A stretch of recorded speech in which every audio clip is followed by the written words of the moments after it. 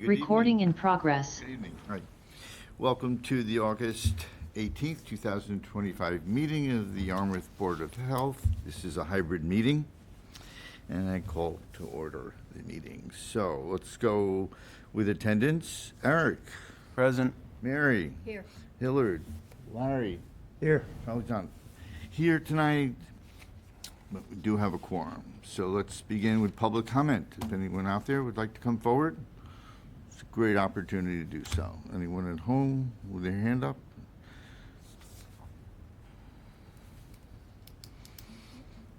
Okay, the line's not too long. Anyone see anything there? I don't. I don't see anything up there. Okay, let's go to number 4. First up is Stewart Painting, and it's saying toxic/hazardous materials storage license request. And in your packet, of course, I'm sure you reviewed Carl's detailed report for this request for some variances. So, I see someone's with you. Perhaps you could just introduce yourself, sir? Hi, I'm Sheldon Stewart, with Stewart Painting. Okay, welcome. Thank you for coming in. Carl, do you want to start? Just give us a little introduction of what's up. Certainly. My name's Carl Lawson. I'm the Hazardous Materials Inspector with the Health Department. And the hearing you have before you is a proposal from Stewart Painting. And Stewart Painting was founded in Barnstable in 1984 by Sheldon Stewart, who is still the current company president and who's seated beside me. And the business focus is interior and exterior painting, power washing, and carpentry service to residential and commercial customers. The business was formerly located at 379 Route 28 in Hyannis. A fire at the multiple unit commercial building on March 12th of this year required Stewart Painting to temporarily relocate to Mashpee, where they currently remain. Mr. Stewart proposes to purchase the commercial property at 539 Higgins Croll Road in West Yarmouth and permanently relocate his business to that site. The location is within the Aquifer Protection District for the town drinking water supply. The size and type of operation will not change with the proposed new location. I've had several in-person meetings and phone discussions with Mr. Stewart and his production manager over the past several weeks, during which I've learned of their operations and they have learned of the town of Yarmouth regulatory requirements. I also visited the present location of Mashpee and performed a non-regulatory inspection just for the purpose of identifying what practices or handling procedures they need to change, if anything. And I found everything complied with town of Yarmouth regulation except the secondary containment requirement. He'd have to increase that a little bit. I'd be very surprised if he did comply because it's a town of Yarmouth requirement, not a town of Mashpee requirement. So the purpose of this meeting is for the board to learn the details of the proposal and decide whether or not to recommend it to the Zoning Board of Appeals, and to also please decide whether to include or revise the recommended Health Department conditions on the last page of your memo. And I should say as well, it's important to know all present handling and use of toxic and hazardous materials by Stewart Painting complies with Yarmouth regulations. The handling and use is all in compliance. So, thank you. Great. Sir, anything you want to say before we have questions, if we do? No, just excited to be able to relocate to Yarmouth. It's been 40 years in business, and we provide residential and commercial repaint and carpentry and house washing, and you know, it's been the last couple months have been a little rocky, but we're excited to relocate to Yarmouth. Okay, great. All right, Larry, any questions? Yeah, I might be a foolish question, but I noticed that you were looking to keep a single barrel of, let me see, it was a hazardous material. It was in a 55-gallon drum, and that was sort of problematic. That was one of the problems that we were concerned with. Is that correct? Because you couldn't get it up because of weight onto that intermediate bulk container? Yeah, so we'd have to have the Clean Harbors pump out of the 55s. Right.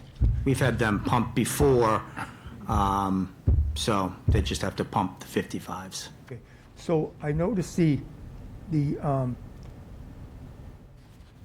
that other pallet, the lower pallet, that you, right now, that's where you're keeping that The 50 barrel on, the Yes. 55-gallon drum Yes. on. That's set up to handle 4 55-gallon drums, is that correct? Correct, yes. But you're just looking to put 1 on, or you're looking to put 4 on the, No, so the 55-gallon drums would be on that pallet right, on top of an ICU. right?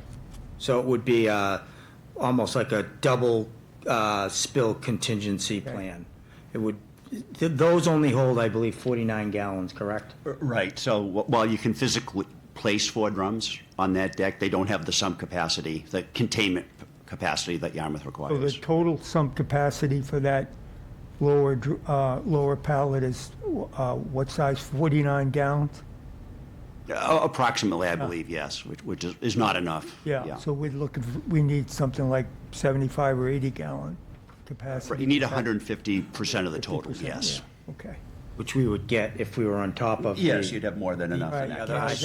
is that a possibility to do? Oh, yeah, that's what we plan on doing. Taking, we would just, that is, it's forklift able to be put on top of the ICU. Right, safely, Yes. yeah, So it would, so we'd have more than enough by having that on top of the 4 55-gallon drums, on top of the ICU pallet, Sure. on top of the ICU container. right, right, okay. I mean, that's all I had, really. Thanks. Mary? I'm just wondering, if the license is issued, it doesn't go into effect until all of these things are taken care of, correct? All of the- Correct. Because there's quite a few of the spill containment things that aren't handled yet. But I understand you're not even in the building yet, but, and they're all new to you, or many of them are new to you anyway, in terms of the requirement. We have a great deal of them already. We still need to, I think, one more ICU container. But we pretty much will have everything by the time we would be ready to move in. All the ICUs would be in. Thank you. You're welcome. The intermediate, the IBC container spill deck is in your pack. There's a picture on your spill deck, and that's a photo I took of his location in Mashpee. That's one unit, but he presently has 2. I observed 2 on site, with more to be purchased. 3. It's 3 on site. So the There's 3 on spill, site, the okay. spill control,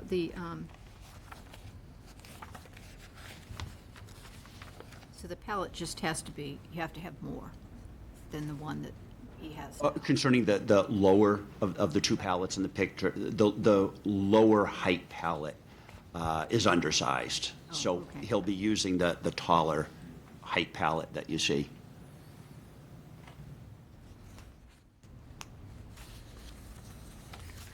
Anything else, Mary? Eric?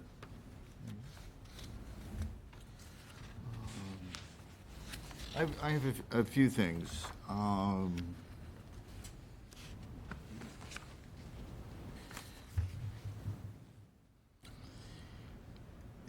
To me, there seems to be a number of things that aren't finalized, which is not what we usually see in these presentations. Of listing some things that, choices of things or whatever, but haven't really been determined.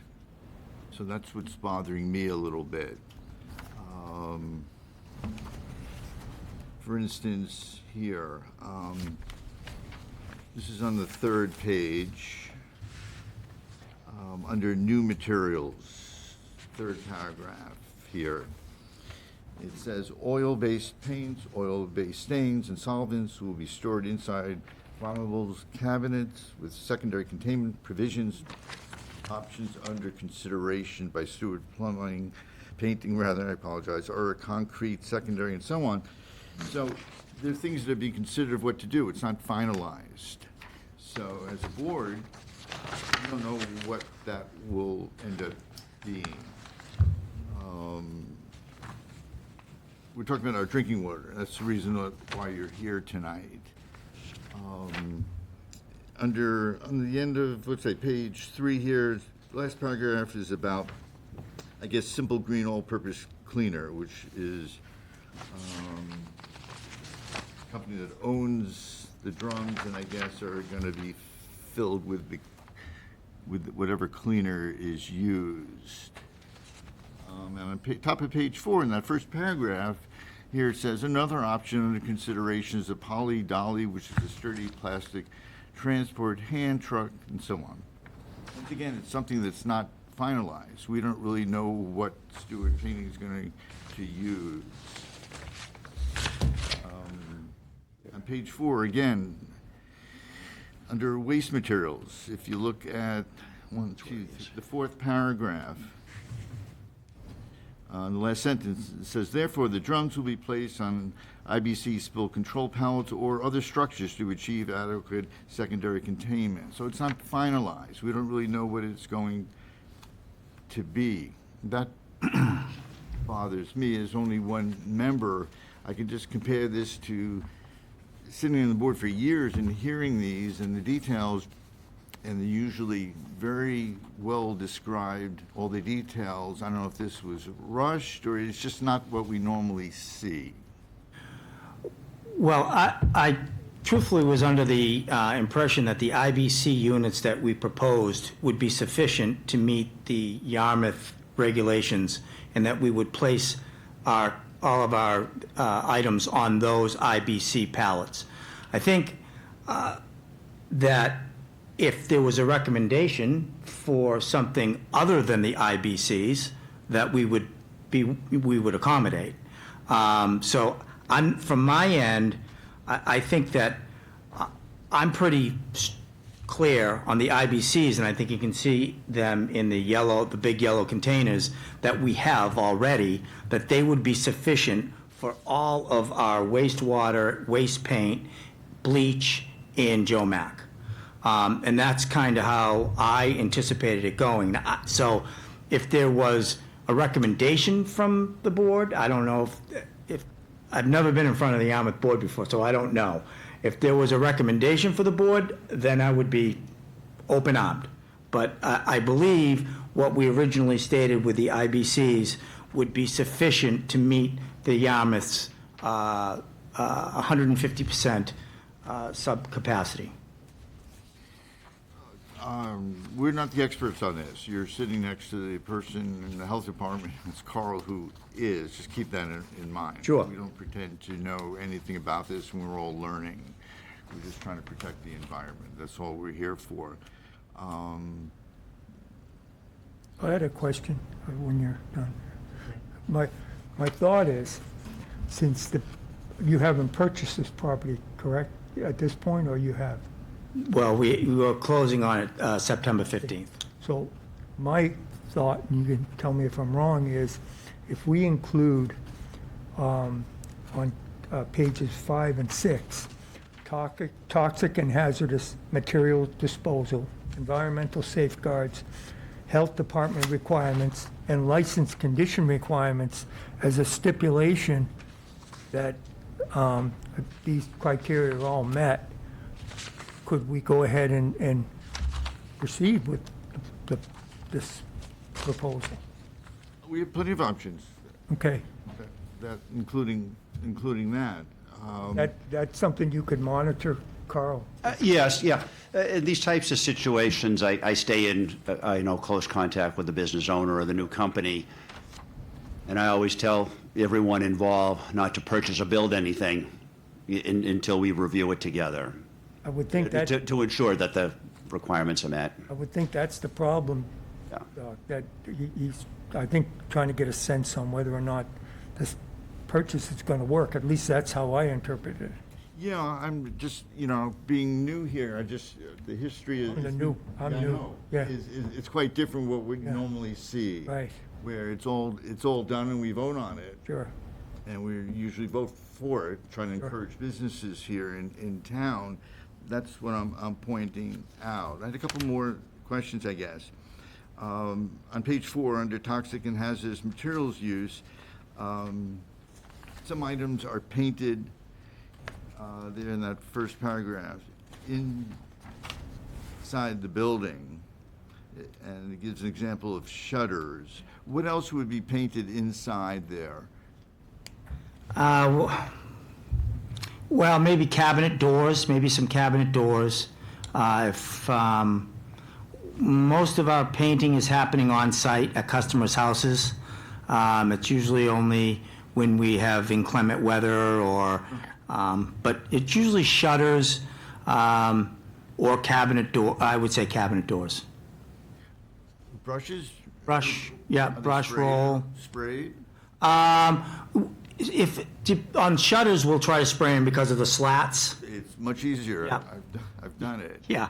So the question is, what precautions need to be taken for spraying in the building? I'm throwing a question out there. I don't know the answer, but certainly is protecting employees. Well, I mean, so how we've done it in the past is all of our employees have respirators that they have to purchase themselves. We purchased the first one, and then they have to purchase them after that. It's personal safety, eyewear. But we truthfully have sold very little. I mean, it's usually seasonal, too. Sure. Okay. It's mentioned about cleaning the sprayers in a closed-loop fashion. Yes. The other board members know. I don't know exactly how that works. What does it look like? How are they cleaned? What is that like? So, so you have 3 5-gallon buckets, let's say, of water, right? And one's first rinse, second rinse, third rinse.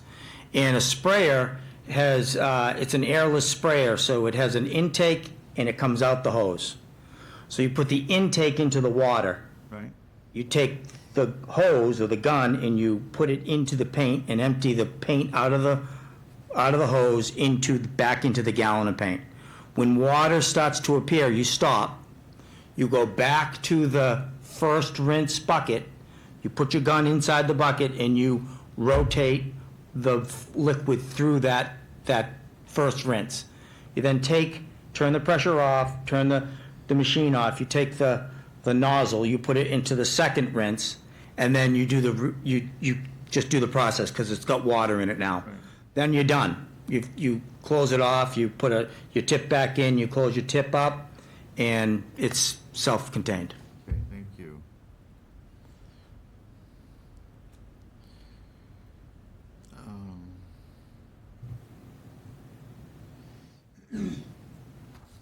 It's also here under toxic hazardous materials disposal, that's page 5. That second paragraph, once again, therefore, future hazardous waste disposal may involve pumping the waste material from the drums instead of, so it's another open-ended item here that's sort of not finalized, or is not a definitive plan that's being presented to the board tonight. It's just another example of that. Well, we would prefer to forklift it off and put it on the ground and have Clean Harbors take it. Sure. But if Clean Harbors chose to come on site and pump it out, Yes. then we would leave that decision to Clean Harbors because they're the professionals. I certainly don't want to make a decision that Clean Harbors is going and then Sure. and then have to live with, and then Clean Harbors says, no, we'd prefer to do it this way. I just know that I've seen them do both, so I offered both. You know what any other businesses are doing in town with that problem? We see waste oil pumped frequently. I don't have another business in town because our other businesses that involve painting are small finished carpentry shops that use much less material. So they use, for disposal of the same types of items, they use paid participation at the county hazardous waste collections. So the most commonly transferred waste material is waste oil, in which it is pumped, the material is pumped from a waste oil tank within the business to a waste oil tank within the licensed hazardous waste hauler's truck. So that's when I see waste material being transferred most often.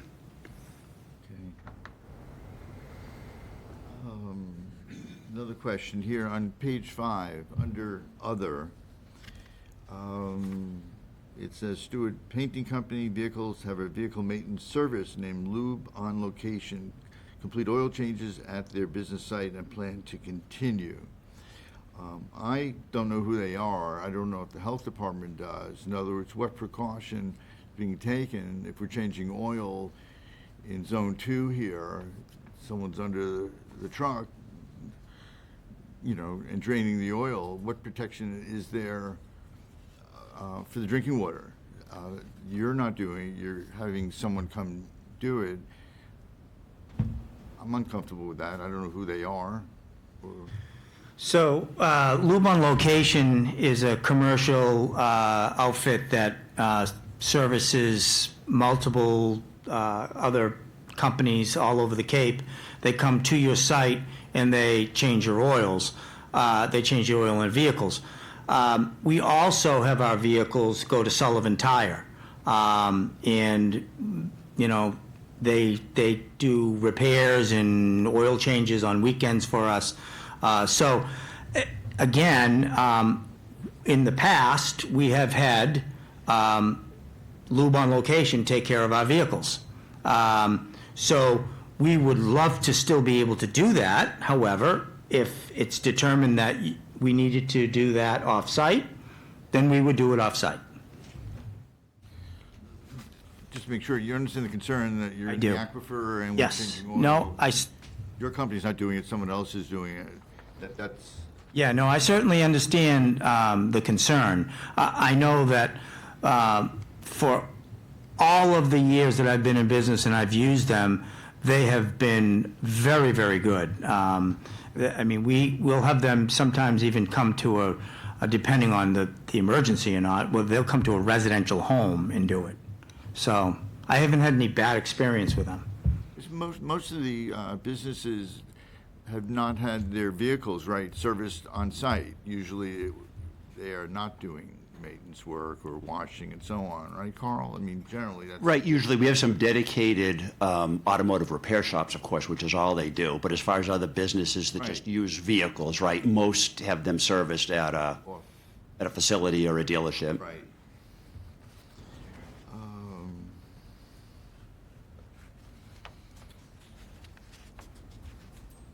I just had a thought about the volume of wastewater on site. I mean, I see your signs all over the place. You're obviously very successful. And you mentioned there's 60 painters or 60 employees in the summer. I was just trying to, you know, before coming in, did some quick math and seeing what kind of volume wastewater we're talking about. And let's say 55 of those 60 employees are painters. But they're not.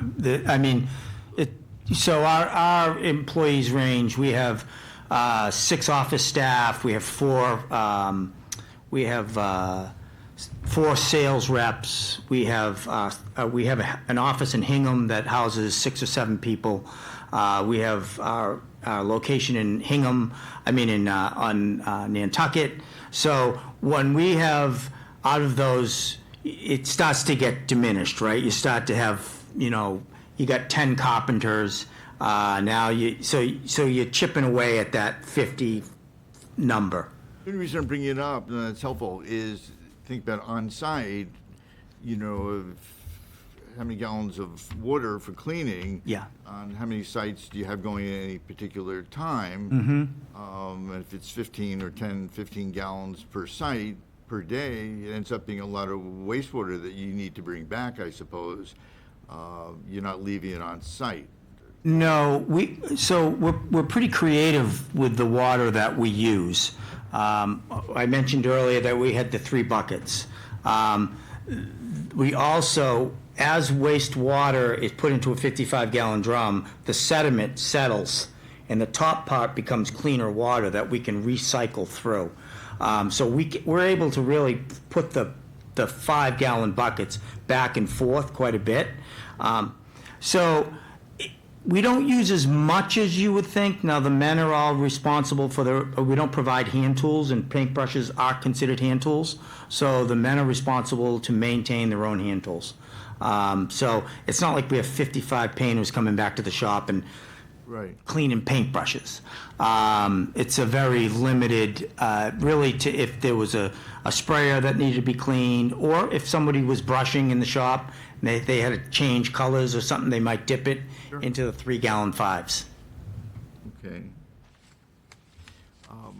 What happens with used tarps, ones that have just gone on too long, they need to be thrown out? I know with rags, you have those picked up, dirty rags. Yeah. What happens with the canvas tarps that you use? Because they're big. Yeah, drop cloths would get just thrown away. Where does that go? It would get thrown in the dump. Okay. The paint, when these drop cloths are getting thrown away, they've got holes in them, and they're no longer, you can't cut them up and make runners out of them, and you can't use them for site setups where you can take these and if they have a lot of old paint on them, they work pretty good because it's like a canvas. And you can have your job site setups with an old drop cloth. So when they're beyond all of the uses that we could try to find with them, Oh, they last a long time. I mean, Yeah, there's plenty of yeah. them. I'm just curious what happens, are those different than rags? I mean, getting rid of rags? Or are your rags being sent out to be cleaned and sent back? or thrown no, away? but the rags are obviously smaller, and they get used for paint and water, and they get soaking wet, where drop cloths are to catch miscellaneous drops of paint. So there's much less paint on a drop cloth than a rag. Okay. Is there a landline on there? An emergency that someone can call if you do have a spill? Oh, yes, Okay. yeah.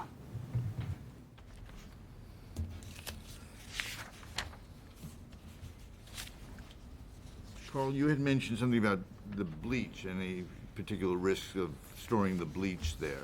We had spoken of that before the meeting. I had a concern regarding the bleach, which is, of course, an oxidizer, and corrosive being in the same space as a flammable.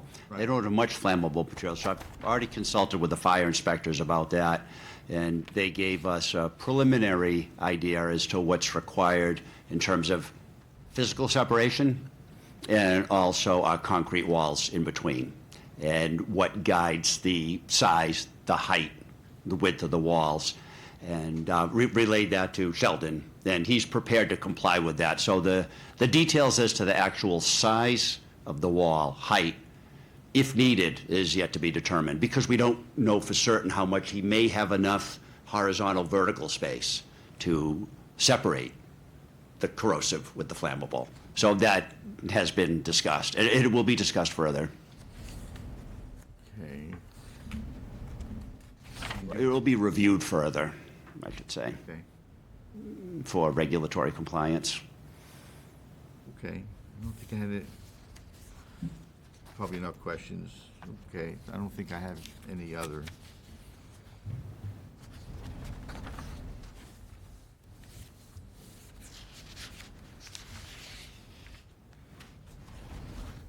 Anyone else listening to all that? Any other thoughts?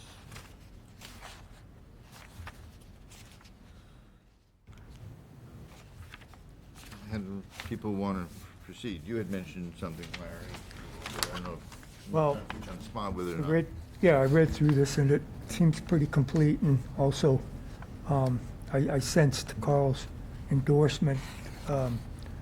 And my thought was that, following Mary's lead from last meeting, to consider approval of the proposal as long as these conditions were met, starting on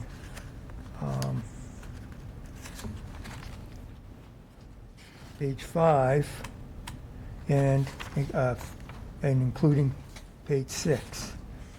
As long as those conditions were met, that,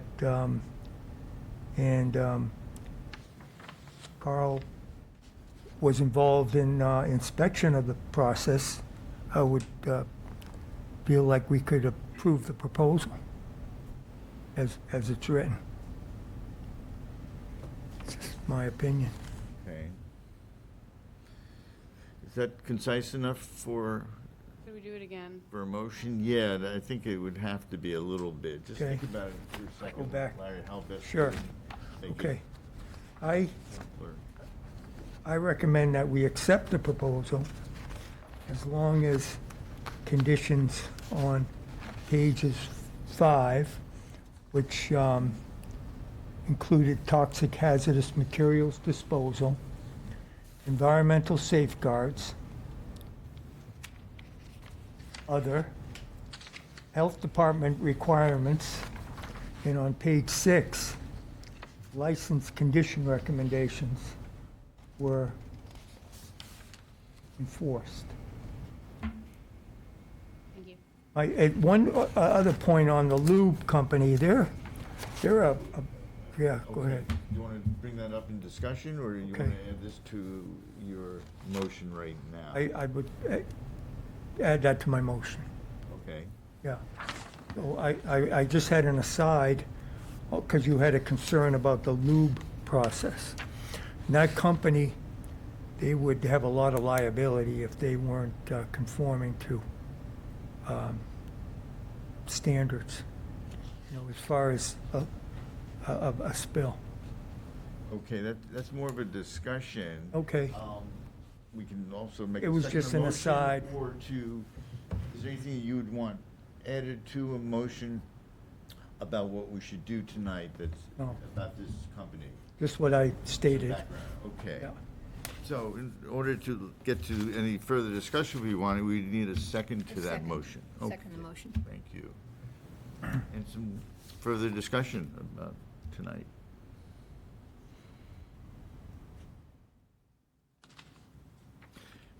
Somehow I need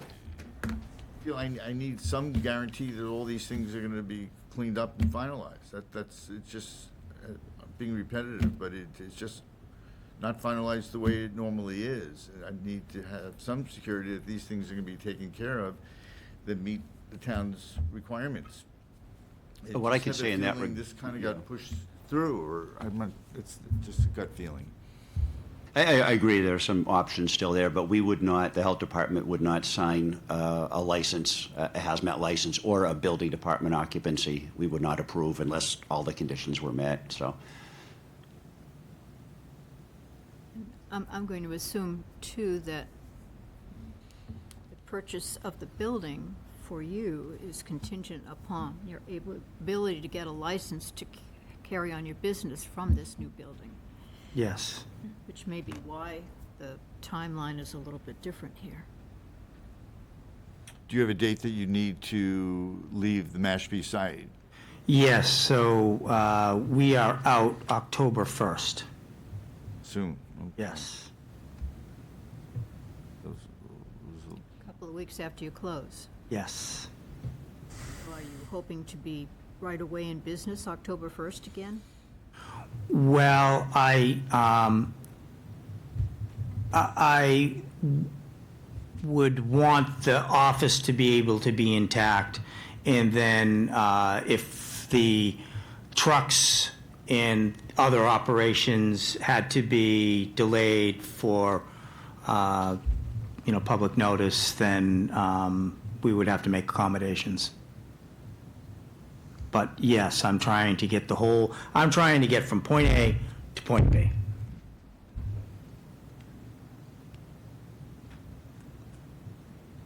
I had a thought with regard to the vehicle service. Yeah. I don't know if it's possible to service the vehicles inside of the building, and would that address the environmental concern associated with changing fluids outside? You have to have special drainage. Some of these may bring up zoning and other building department regulations, so I'd have to check on that. Yeah. As you said, Mary, that could trigger perhaps plumbing code. I'm not certain. I'd have to investigate that.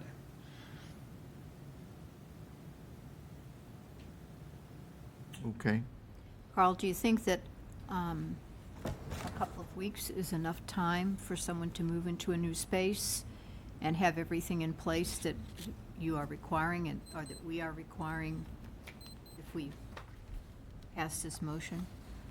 I think it would work. I was surprised when I went to the inspection I made in Mashpee, and they already had the IBC pallets on site because we had only discussed those a few days earlier, and they had already purchased them and set them up. But that certainly seems And you're Impossible. prepared to be there and help them meet that deadline? I'll do everything I can in terms of inspections and guidance that I can, yeah. Carl, let's say this passes the board tonight. What are your options if some of these things aren't done? To you know, to this specs that you are requiring or we're requiring, what would happen then? Obviously, you want to start running the business. So what happens then? Well, he would have to move in concert with the building department. So what the health department is doing, we would not issue a license. We would not sign a use and occupancy permit if these items aren't met. Sometimes the occupancy permits might be phased, for lack of a, so perhaps he would open his office, Okay. but not store any hazardous materials. Okay, that's kind of what I want to Yeah. hear. Great. So I guess the best way to summarize that is it could be a phased. Right. That's what Mr. Move Stewart in. mentioned, too. Okay. All right, let's vote. All in favor of passing the motion, raise your hand, say aye. Aye. Aye. Congratulations, that passed, all right? Good Thank you luck. very much. With the move, Yes. Welcome to Yarmouth. take advantage of Carl, he's, Oh, we already have, yes. We appreciate the knowledge. Thank you. Thank you, everybody.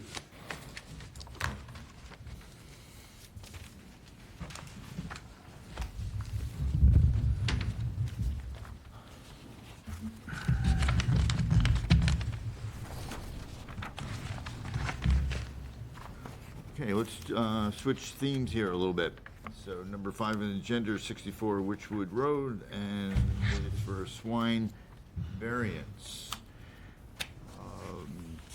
Guess we could use an update from Barry and Larry.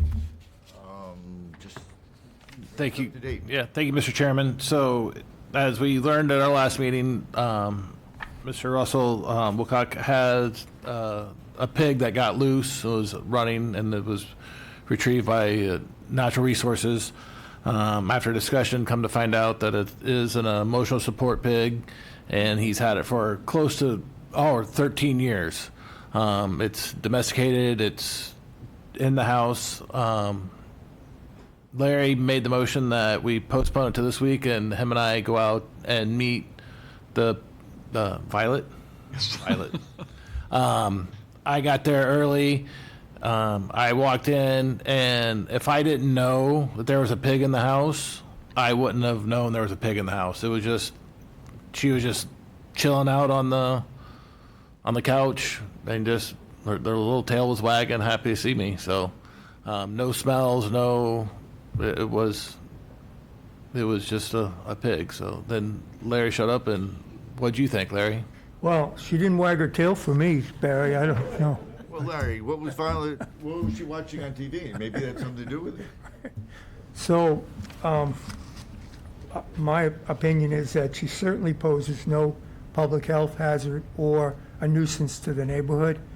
And I feel that there are really no concerns as far as any health issues regarding the pig. The only recommendation I'd make is when I went into the gate, I had a little bit of an issue trying to close it, and that's how we all ended up here tonight. So my only recommendation for her safety, not because she's going to be a nuisance or public health hazard, for her safety, I would recommend some kind of a closure, a self-closure, like a spring-loaded gate or something like that, just so if you're in that same situation again, she's not gonna go out and be in danger, because I'd worry about a dog attacking her, a car, hit by car, or something like that, you know? So that's the only addendum that I would make. But I totally agree with Barry that she's certainly no public health hazard, and the spirit of the bylaw wasn't written with Violet in mind. Yes. Yeah, it's not a 600-pound pig like you would kind of expect. Neglected to just ask you, just for the record, to state your name. Okay? Russ Willicott Jr. Yeah, we know, just for the record, though. Okay. Sorry about that. No, I'm supposed to ask you. It was interesting. I was trying to figure this out. Why are we looking at stables here, which is chapter 202? It kind of falls under the same category, and they just, I think when they intended this originally, it was for people raising pigs and having big pigs. Oh, absolutely. Not a little baby Violet. Yeah, no, I found it. Under stable, the definition is any building, lot, structure, enclosure, premises, or portion thereof, where a farm animal or animals are kept or maintained for any purpose. So that would include your house. So it is in the right place. Yeah, so before the last meeting, when I saw Russell was on the schedule, I went and reviewed my pig husbandry.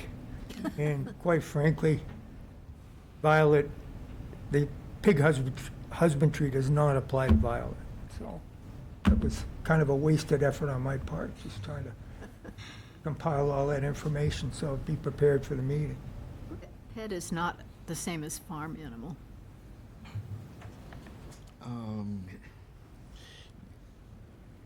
Now, you had prepared the variance approval, right, here? Yes, sir. In front of us, that's in the packet. And look at the last, number 3 there, in the list of conditions. Where are we now? Stable, under stable? So- No, this was a variance approval. That's essentially what we would Okay, be I see, voting sure. on, I guess, tonight. Your animal, support animal. And the last part of it, it's saying future emotional support animals. Upon the passing of the current swine, Violet, the approval of the board will be required prior to housing any replacement emotional support animal on the property unless the animal qualifies as a service animal as defined by law. So I looked up in Mass state regs, the definition of a service animal is, first of all, it's only dogs or rare cases of miniature horses trained to perform disability-related tasks. For service animals, correct. Yes, that's all, just so everyone understands that it's certainly different than a therapy animal or one for, emotional support or whatever, that's all.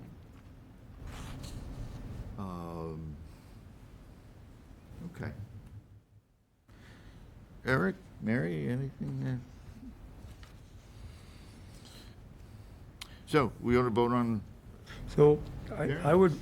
I would recommend deleting number 3, okay, because I don't think that really applies. I think Violet's really kept really under great conditions, so I don't really, unless you're going to use this for a future, I don't really see any value in that from a public health standpoint. So my suggestion is to delete number 3. Well, it doesn't say it can't happen, it just said that the person has to come before the Okay. board again. Okay? I mean, that's how I took that. Okay. It wasn't saying forbidden, it just said, Right. we'll have to hear about it and consider it. Okay. Well, even in the future, we would need a variance for a pig, right? Whether it's going to be a house pet or, Right, well, it can't be a farm animal, it has to be a house pet. right. So I guess from that perspective, that's fine. Yep. And a lot of times we don't find out about this stuff until Till it gets loose. it gets loose or a neighbor or something. Right. calls and lets us know, so. Sure. You've done a good job for 13 years keeping it. Yeah, the gate was working. I could see how that would happen though with her. I don't think she offends any neighbors anyway. She goes for walks often, so, I mean, all the neighbors know we have her. Facebook, everybody knew we had her. Once they posted on Facebook there, they're like, is that Violet got arrested? So as a joke, one of the young police officers told me I guess they technically had a booking number. So she gave me the booking number, so I wrote it down there that I'm here to release Violet. And Yeah. he didn't find any humor when I brought up to get Violet. I guess they took a bite out of crime though. Yeah.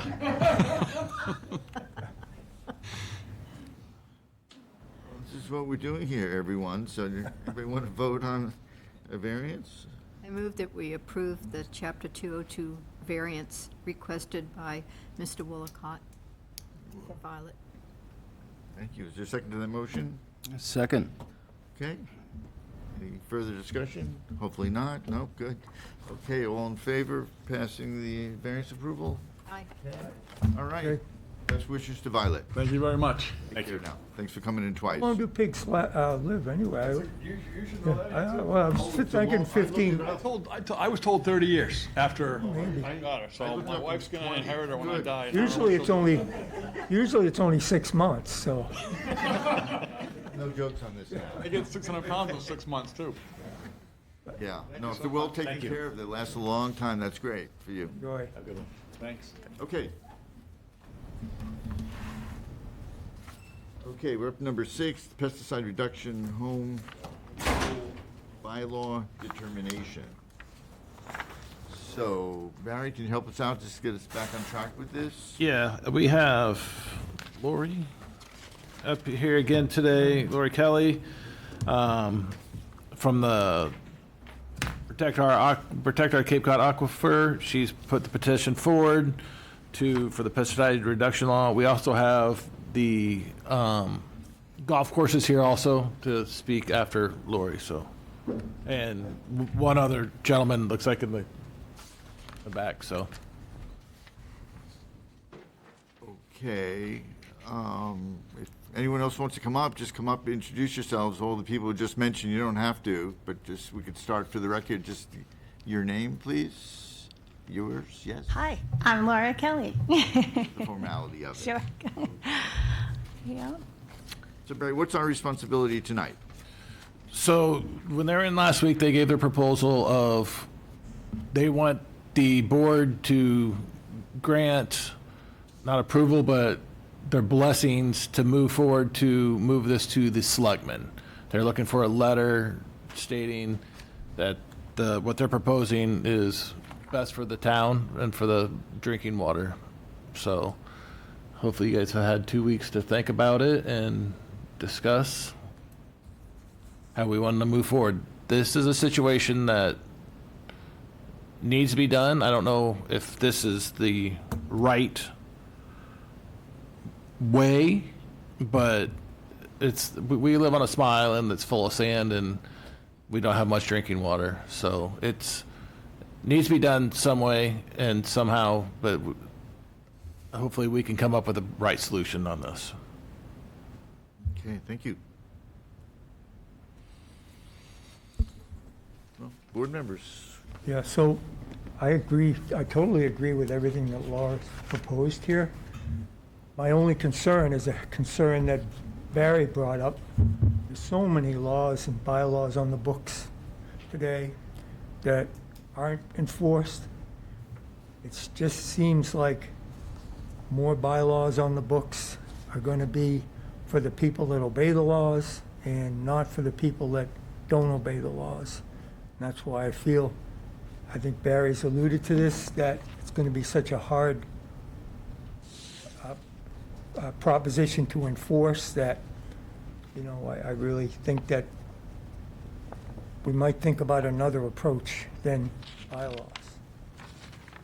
I mean, like I said, there's so many bylaws already that people just thumb their nose at, and that they're really hard to enforce.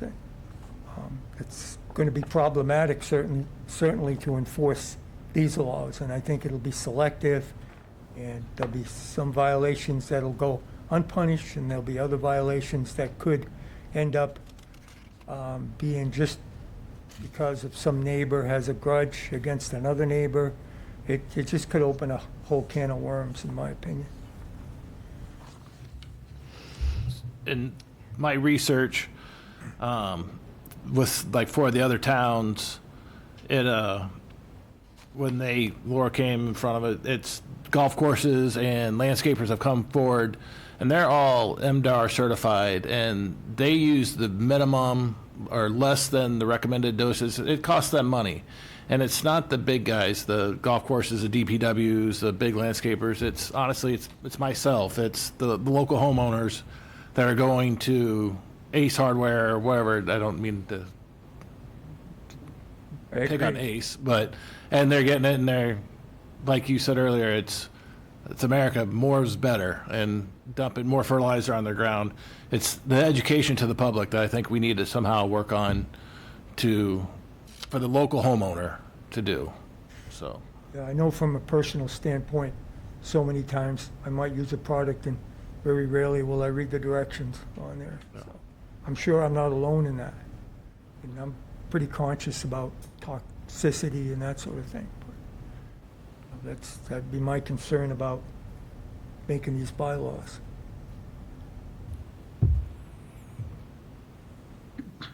Mary, Eric?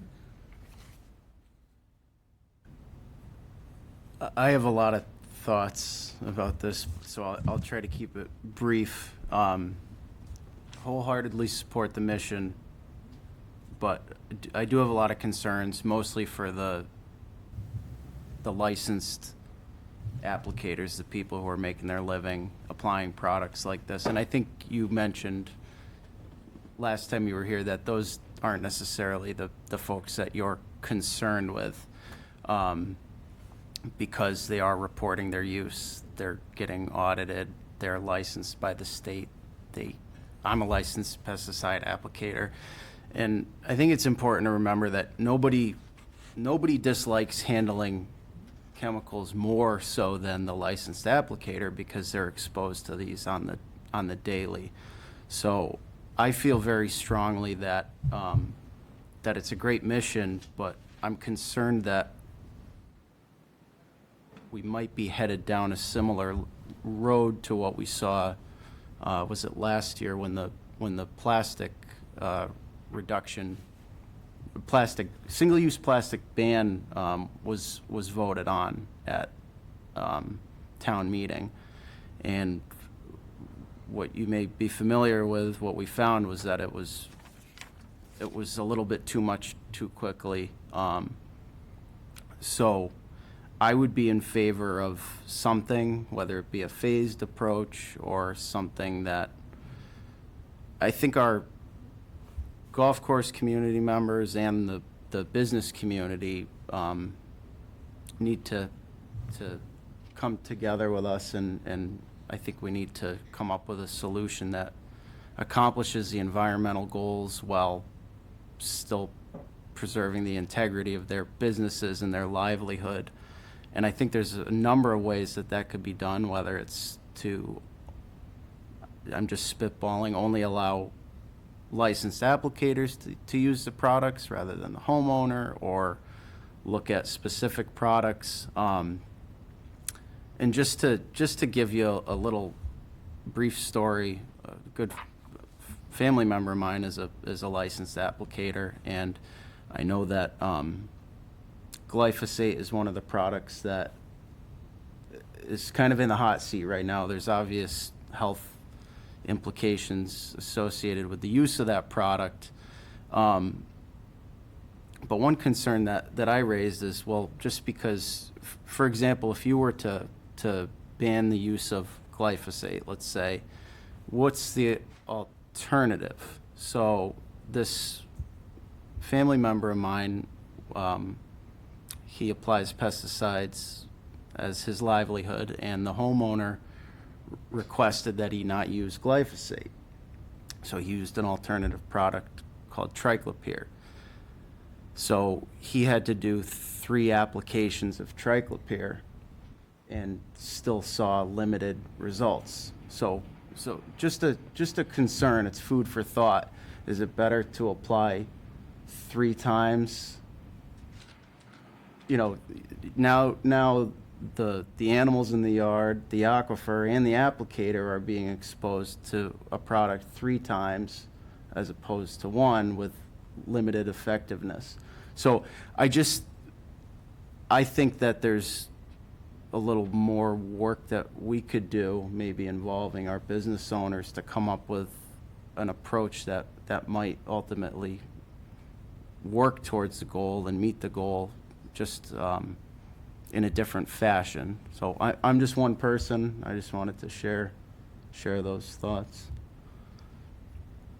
Yeah, the only other point, I noticed years ago, you know, the paint industry, for example, used a ton of oil-based paints, and they've really changed now to the latex or acrylic paints, and it seems like they've gotten some really good products that way.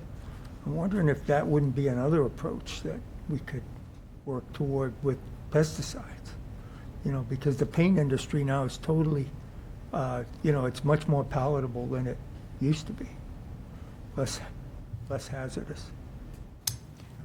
May I speak to Sure. any of these points? Yeah, Oh, okay. please. I've been Please.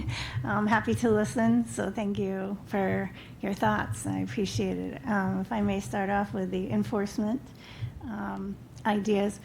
The state has a telephone number. You can call them directly for any enforcement, meaning if this passes at your town meeting, this is the course of a home rule petition. My simple request today is just a support letter to the select board in order to get this on the town warrant. Allow your citizens to decide what they want for your town, not a board, this or the next, let's say.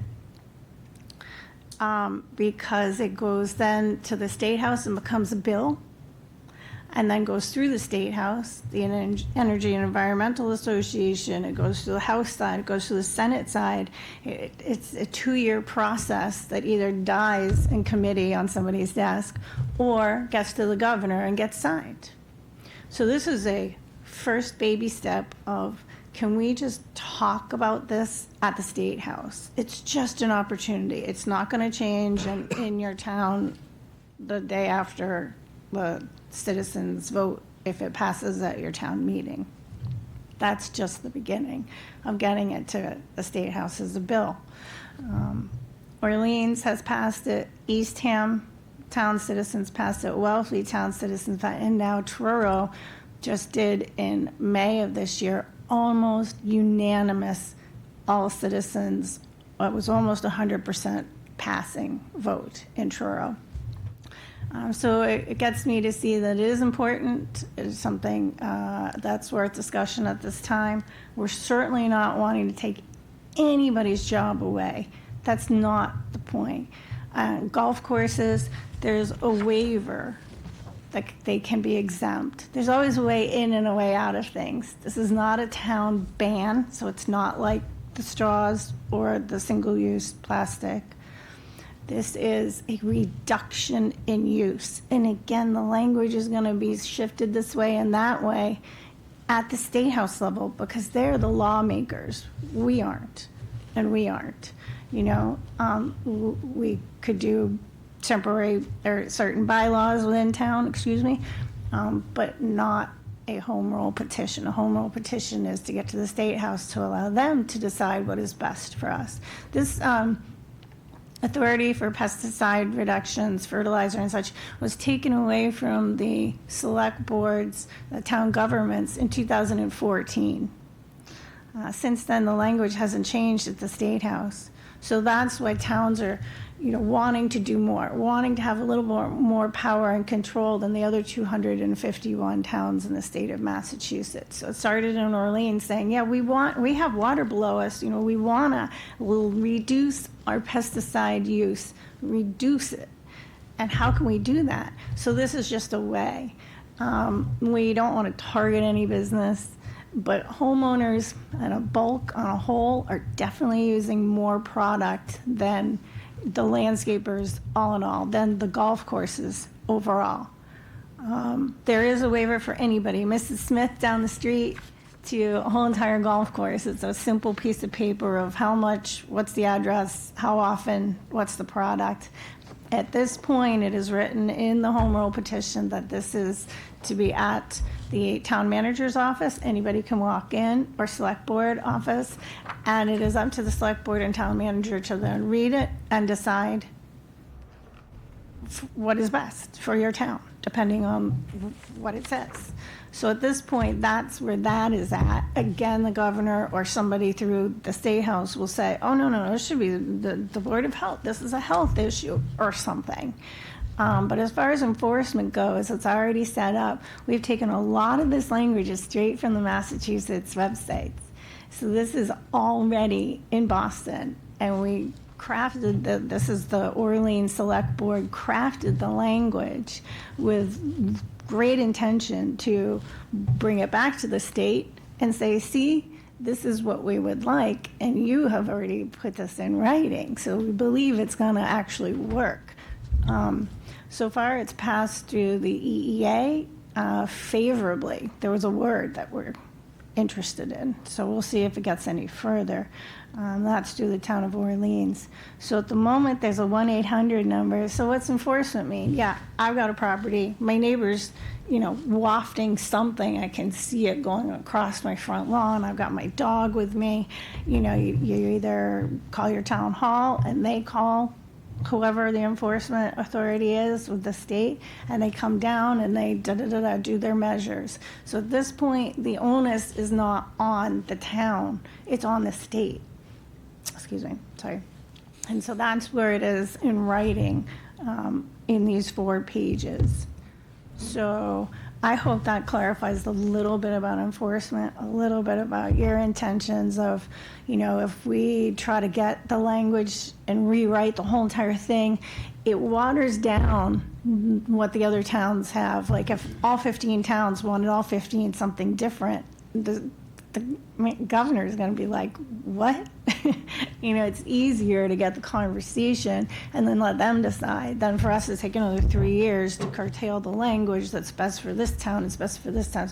We're hoping this becomes countywide, again, and whatever they believe is best for Cape Cod above their aquifer. So I hope that's helpful. And it is a process. It's the baby step, not the whatever that is, I don't even know. It's like, can we just talk about the fact that we as humans continue to, loading, right? The TDMLs, how long, how much are we doing? We don't even know. It's a free-for-all. Are we gonna wait for a tipping point, or should we start reducing the use? That's where we're at. It's like, well, yeah, we should probably start reducing the use of pesticides and fertilizers. I say that in general. Insecticides, rodenticides, yeah, herbicides. There are alternatives. And triclofor, I get it. It's a little wimpier, but try something else until it works. And once it does work in that situation, you're all set. You figured out that formula. Businesses, I think it's time for them to shift off of pesticide products because it's not getting safer. They're getting stronger. If we take glyphosate out of the picture, Patriot's next, and that's got 2,4-D in it. So it's not like an answer. It's just a momentary lapse of time. Again, we as homeowners, all of us should just volunteer not to use any. Find an alternative that works for that particular situation. And then you're all set. You've got the recipe that works for you. But keep trying and get off the use of these drugs. We're drinking them. It's, how can it not go the direction of gravity when our regulations are 50-foot buffers and 100-foot buffers are intended horizontal and gravity goes vertical? Why don't we have 50-foot and 100-foot intended buffers for drinkable water? They're not there. These are regulations that are so outdated. Can we just update them and talk about reducing the use. So this is just a little baby step. There's a way in, there's a way out, there's a waiver for everybody. So when that time comes, it's there. You know, we're not trying to just ban the sale and use. That's illegal. I wouldn't even ask that. We're just saying, can we talk about the State House? We got an aquifer below us. Let's all try to do a little bit more to protect it. So thank you for listening. I appreciate it.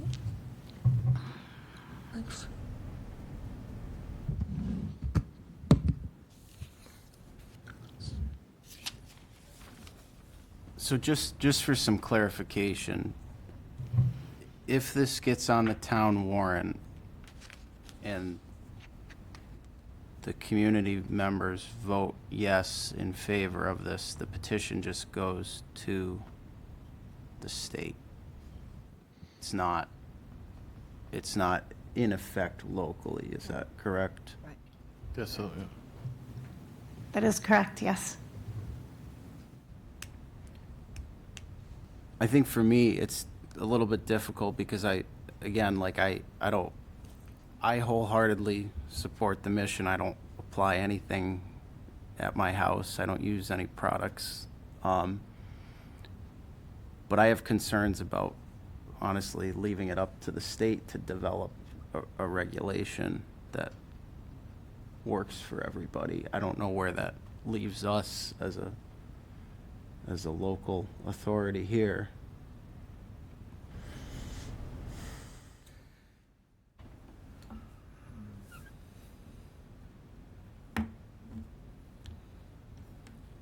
What is the deadline? Do you know, in order to get something on the warrant? For Your town meeting is October 12th, and so I'd love to be in front of the select board having this discussion, so I need a little time for that too. So I was hoping for just a support letter. It's the first step, just a support letter to and then they need time to ask their questions and listen to a presentation and such. But I'm just hoping that it gets to the citizens. They get to read it. We can have open hearings, we can have open meetings, from people's living rooms to gymnasiums, doesn't matter, whatever the townspeople want, or we help educate and enough that the voters feel comfortable to either, vote one way or the other, so. Yeah, has this issue come in front of the select board here in Yarmouth? That would be the next move. I came to the Board of Health for No, you to to, date, that hasn't happened. correct, That your organization hasn't reached directly to them. correct. You seem to be standing there a long time. You're welcome to stand as long as you want, if you'd like to introduce yourself and speak, or you can even sit down and speak. I'm good here, thanks. I was just waiting my turn. Scott Gilmer, Director of Golf for the Town of Yarmouth. Welcome back. Thank you. I just had a couple quick thoughts on this. I know that bylaw was crafted for the Town of Orleans and trying to get every town. Town of Yarmouth is very different than Town of Orleans. I mean, we have 45 golf holes alone in this town, and we follow Zone 2 regulations. So one of the things that you guys are looking to do is possibly maybe reducing. You could start by following the state of Mass Zone 2 regulations, which already reduce a lot of pesticides in this town. So if you're looking for things to do, stuff like that, we have to follow that through the state. So that's very helpful if you're looking as a way that you could possibly reduce things in this town. But I find it very hard that if you're going to have all 15 towns or so follow the same guidelines, it's very difficult. Some of these towns don't have golf courses or big time businesses support. It's a much easier reduction for them if it's mainly after homeowners. For us, it's very difficult. You're talking, we have a lot of golf rounds that go through this town that are very economic to this town and our operation. So I would hope that the town of Yarmouth could do their own as well and maybe exempt the golf courses out of this and continue to follow the state regulations that we currently do now. But my one suggestion would be to Zone 2 already protects the aquifer, and they continue to remove stuff and put it on that list and always add to it rather than take it away. So those are my couple thoughts. Thank you. Thank you.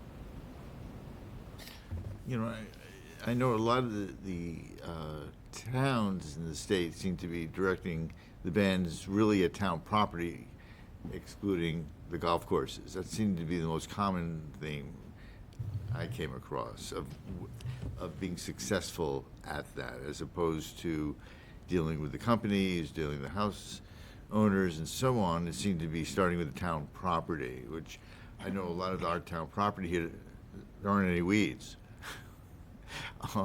So it could be a place. So I did that 5 years ago. I went to 15 towns in 1 year. Actually, I went to more than that. I went to 20 towns in 1 year, including Plymouth. 15 towns volunteered, town-wide. You know how much land town owns? Beaches. I mean, I was so surprised. School systems. I had the list. It went miles on parks. And I asked them to volunteer, and they did. 15 towns volunteered to not use glyphosate products at any town-owned land. So that gave me the first step, that you know what? These people care, they want to do more, and they're going to do, that was town-owned land. So the next step is to then have a pesticide reduction, home rule petition. It's just got a little more teeth. It's a little stronger. It tells the state we want to do more to protect our drinkable water source. I mean, PAFSs, PFOAs, they're showing up in our water. That's a forever chemical. I'll tell you, a lot of these pesticides are too. Why aren't they not showing up in our water? Because we're not testing for them. So it's that moment of, you know, we just can't keep up with everything that's going on. So wouldn't it just be better? You're the authorities in this town. You've got strength. Now is brought to you something that is working in other towns. You can do this. It is up to you to do the right thing for your town. You're talking about oil and all these other things. I'm so impressed by the details that you folks are really good at. It's great. I commend you. This is another working order that is a possibility. And it's just discussion. It's the State House that gets to decide. So this is just allowed us to move forward and let the citizens decide what they want for the town of Yarmouth. That would be my ask. Thank you. Thank you. Sir, what's on your mind? I'm just recovering from a hip replacement, so I can't stand for too long. Why don't you have a seat and introduce No, yourself? I actually, it's good for me. My name is Jim Wolf. I live for 13 years, I've lived over in Yarmouthport, near the power lines. One of the few people in town who still has a well. A few years back, I developed some thyroid problems, and I communicated under your tutelage, actually, to the Massachusetts Department of MDAR. Agriculture resources. Yeah. Basically to try to get Eversource, in that time it was NSTAR, to stop spraying glyphosate in my backyard 75 feet from my well. And we were successful with the help of the town. And eventually the town started informing them every year of where the wells were. And eventually this particular chemical became so costly to bear that I think that the company is realizing that it ain't worth it to continue on with glyphosate. But the replacements, who knows? So, you know, where I'm coming down on this is 13 years, like Mr. Weston here, I haven't touched my property with any chemicals. I've got like an acre and a half over there in Yarmouthport. And, you know, I'd almost like invite any of you to come over and look at how beautiful my place is. You know, it's a sort of a mix of formal landscaping and the woods, because I'm in the woods. And so as you get closer to the house, it gets a little more, hey, those are bushes that Jim and Irene planted, as opposed to the woods. So the main thing I'm feeling here, and since it's been referred to, like Mr. Weston, excuse me, you know, mentioned that at his own place, he doesn't use chemicals. So, you know, my question is, we always come back to, are we protecting the water or are we protecting our commercial interests? And it's tough when a town bans something. I'm sort of arguing for what Laura's saying. It's like we don't have the resources to test the chemicals.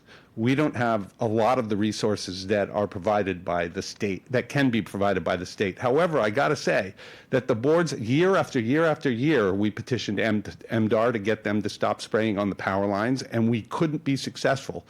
Because the way the politics works at the state is that the people who are appointed in there are friends or recent employees of the company that's doing the spraying. You know how it works. However, this particular subject, where we have so many unknowns, and we have somebody who's professionally, in this room, professionally applying the chemicals, but doesn't like to do it at his house.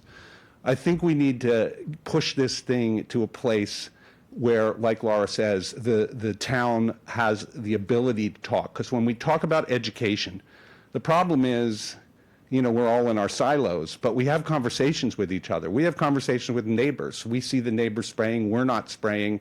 You know, we're like, what's going into our well? And so from a process standpoint, this one, and I was all over that plastic thing. I didn't understand why it took 18 months for us to get plastic bottles out. I'm a corporate guy, retired now. When we decided at our company, which was Cape Air, a local company, that we weren't going to use single-use plastic anymore, at least when I was there running their sustainability program, we stopped, and we stopped real quick. So I was wondering, why did it take 18 months to get the businesses together to do that, to get it done in town? And I think one reason is because we made it so that it was commercial interests versus the people. And yet we have a commercial interest right here sitting on your board, and he says he's in favor of eliminating the chemicals and finding another way where you still have a business, but you just don't use chemicals. Like at our house, we have beautiful landscape and we don't use this stuff. Beauty's in the eye of the beholder. But what I would ask for is that you don't get in the way of this process continuing. Of course, Laura can go to the select people with or without the health board writing a letter. But I think that you put yourselves in a really good place in this one about democracy, which is the education that's going to happen is people talking, getting up at town meeting and talking about it. People who may have more information than we, the people in this room. So that's all I'd like to say. It would be really cool to see this thing move forward. And I do understand your concerns about where our town of Yarmouth is going to say we prefer the state to do this. But remember, the state kind of lags, but when they put in a regulation, it's serious and it's been studied. So that's all I have to say. Let's let this go the democratic route. Thank you. Okay, thanks for coming in.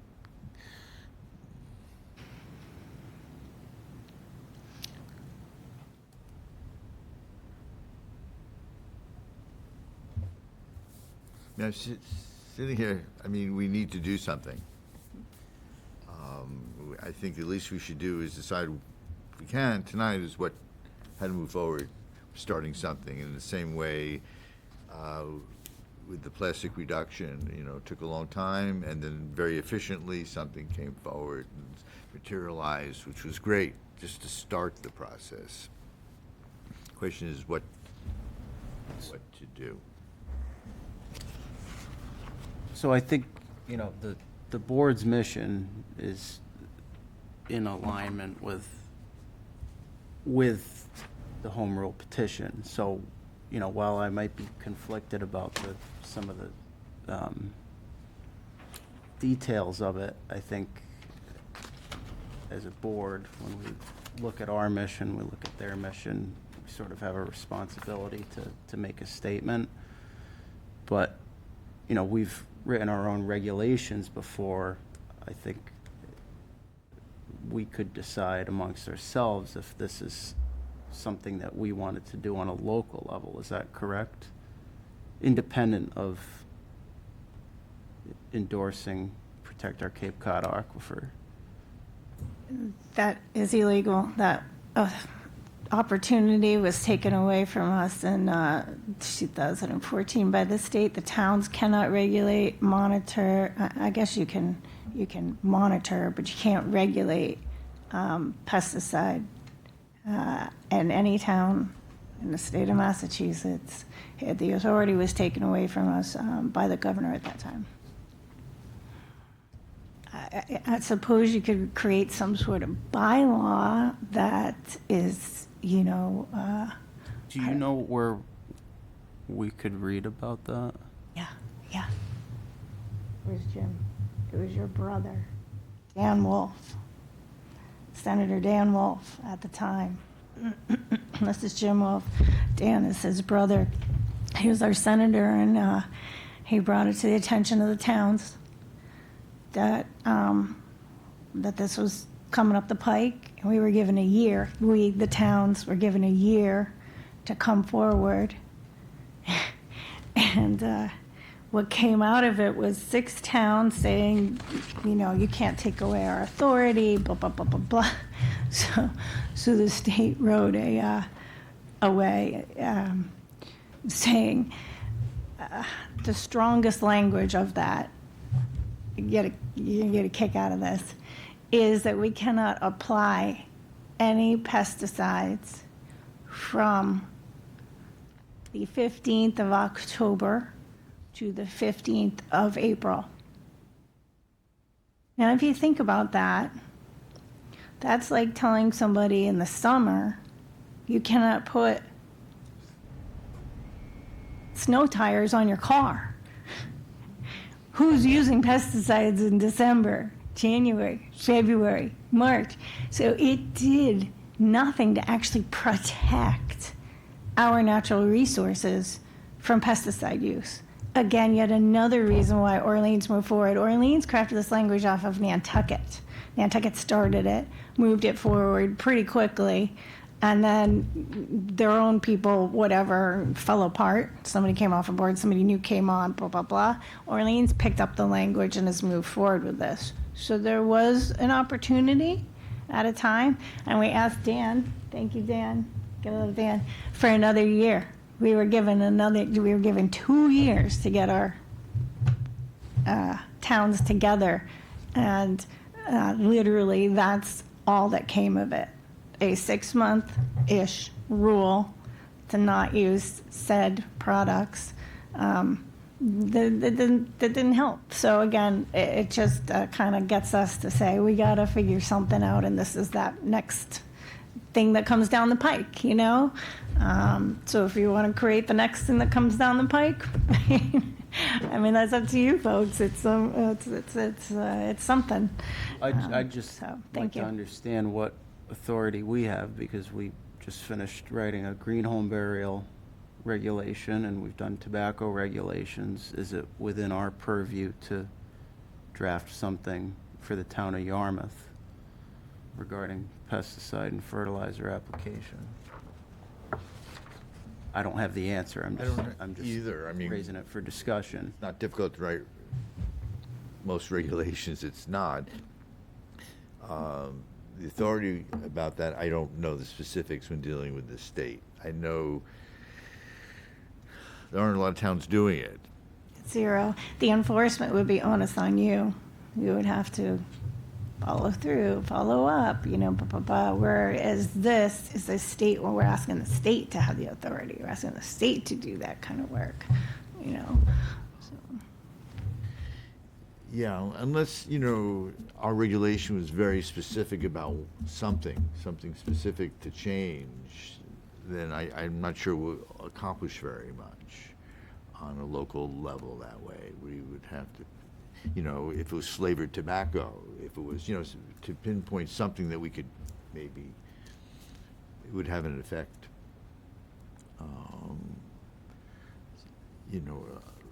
An all-out ban, it's not gonna Right. work, That's illegal. Fortunate, but, I'm sorry? It's an outright ban. Out ban is illegal. The sale, the use, it's illegal to do, even on a town level, because they approve it at the state level.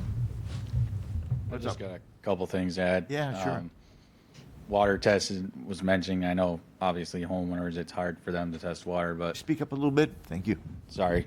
I know that for homeowners, it's obviously hard to test the water, as this gentleman mentioned, having a well there. But for commercial operations like us, we are required to test the water. And as mentioned in the previous couple weeks ago, that we are cleaner coming out of the site than in. So we clearly are doing our part to protect the aquifer, which is the overall goal for everybody. We continue to want to do our part is to protect it. We all have the same goal here, but what that is written in is not the same goal. That is, we would be affected wholeheartedly the same way. And I would hope that we could be exempt from that and continue to do it through the state level is what we're requesting.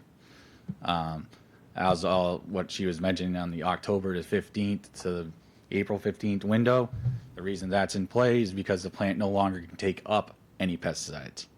So the reason why you're not putting on stuff like that is that would immediately go down into the ground and into the water. So that is actually a good thing the state put in play.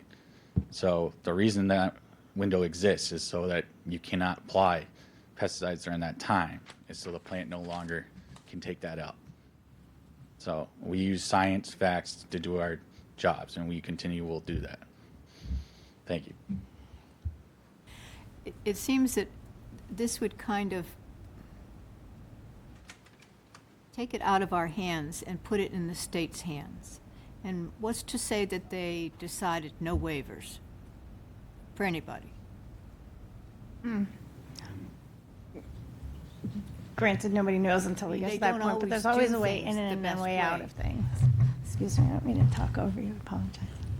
There's always a way into and a way out of things, you know? So the way the state has, we took the language from MDR, Massachusetts Department of Agricultural Resources, has a website that we got the language from. So on the 4 pages that you have in front of you, there are also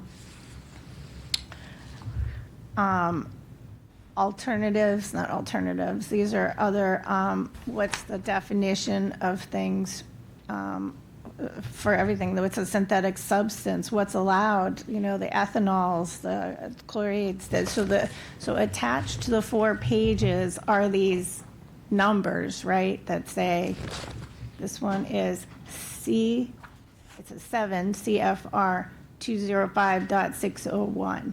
You know, so there's a couple of regulations that are within the petition. Does that make sense? Yeah, so these are state written from MDR themselves. So again, yet another way that we're hoping that this all goes through at the State House, and the waiver is also from the State House. So there's a way into and out of things. And granted, yep, maybe the governor, who am I can't speak for her, but maybe she's like, yeah, no waivers allowed, this is great. Cape Cod needs this now. No pesticides allowed. You know, I don't know what's going to come from it, obviously. It's just the baby step. But I don't want to play the what if game, because what if what? I don't know. What if homeowners aren't to use a mixture of triclofor, glyphosate, and imarzopar? That'd be great. I mean, that would be an incredible outcome. You know, so maybe when you go to purchase at Ace Hardware, the person standing there says, oh, here's imarzopar, and here's triclofor, and here's glyphosate. I can't sell you these at the same time. Like, there's gonna be little ways that we can't even think of that things can happen. Maybe there's a tag source that everything in red is toxic to our drinkable water source. Everything in yellow next to it is the alternative. I don't know, but somebody else is gonna think of these things, not you and me sitting here today. Barry, you have some thoughts? Again, it's 100% for it. It just needs to be a little more cut and dry. I'd like the education part, like what you just said, have these shops put up signage maybe saying, just for the local homeowner, for myself, this product is not good for the water. This is an alternative. I mean, just simple signage and education that these stores can do might be able to just help the normal homeowner move forward and do this. Again, it's not Scott, it's not Eric and his company, it's me, it's my neighbor, it's you. It's education is going to be a big part of this. If we can distract or detract one person a day from not buying the bad stuff and going with the alternative, it's good. And I know some of my neighbors probably want the bad stuff, and we'll just drive 5 miles to Dennis or 5 miles to Hyannis and get it. So that doesn't help much. So education, signage, I like that would be a good start for me, I would say.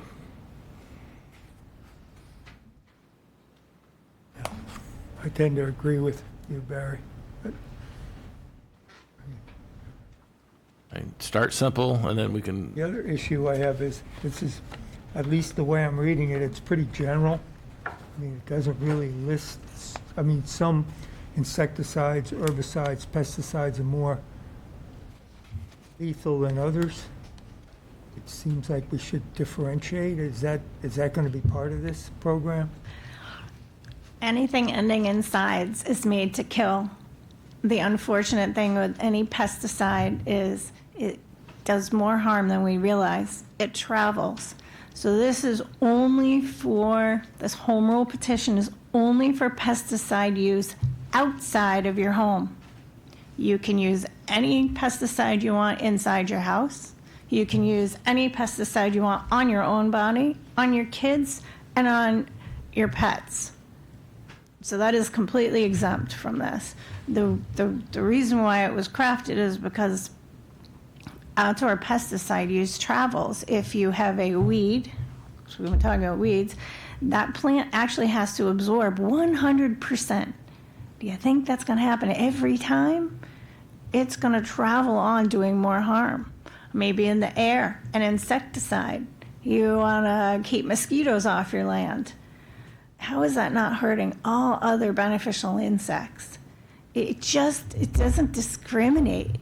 Or, it doesn't get what you want. A rat or a mouse, and you use a rodenticide for them, and they go on and an owl eats them, and now the owls are dying.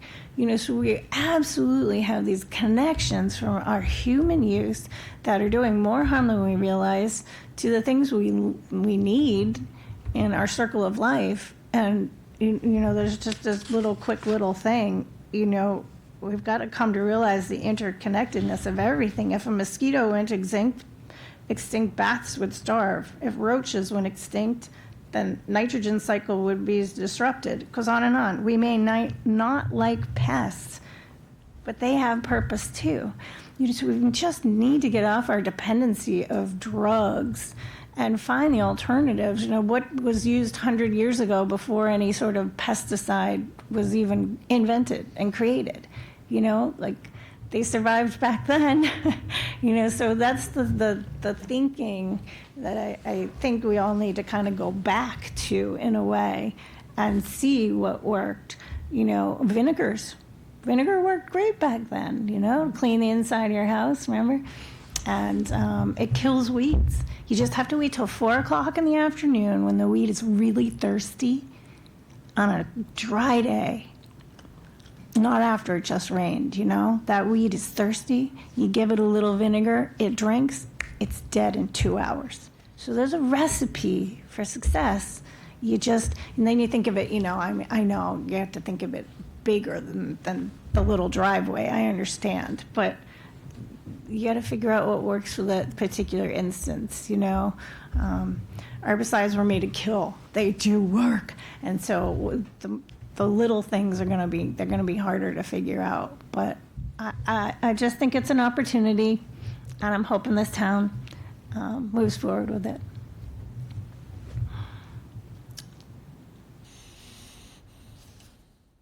So I have no problem making a statement as a board member that we're in favor of pesticide reduction, whether that goes to the select board or the state.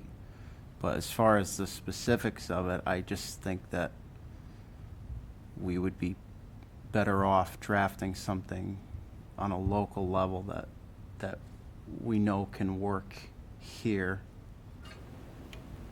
You're saying a support letter of what we would like, what our mission is about, and that we need. the body above us to start the process. Is that what you're saying, of supporting the reduction? I mean, I'm not. Yeah. But I would rather us draft our own regulation in Yarmouth than leave it up to the state to make the decision. Okay. But Laura, you said that the state does not allow towns to do that. You certainly Yeah, can that's- try. That's the part that I don't understand, I'm not clear on, I haven't researched that. That's something we'd have to get town council involved with. That's right, yeah, your town council, town manager, they'd know the rules.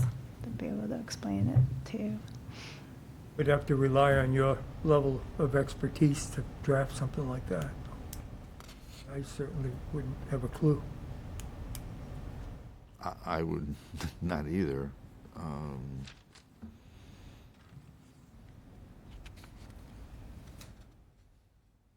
But I would support that. I think that, like I said, and Barry said, you know, it's a matter of educating people, including myself, about what to use and what not to use. I probably haven't used anything in my property in the last 5 years, only because I'm really into preserving my wildlife. You know, I noticed a real reduction in hummingbirds I used to have. But I had another 4 gallons of vinegar delivered today. I mean, people walk by my property, it Well, just that's- smells like vinegar. Pickled.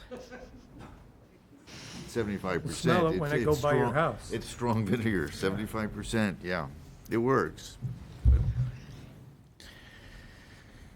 So if you would just briefly again, this whole home rule thing, this going to the state would ask the state to allow the named towns to adopt regulations, but to adopt these specific regulations or this framework for regulations.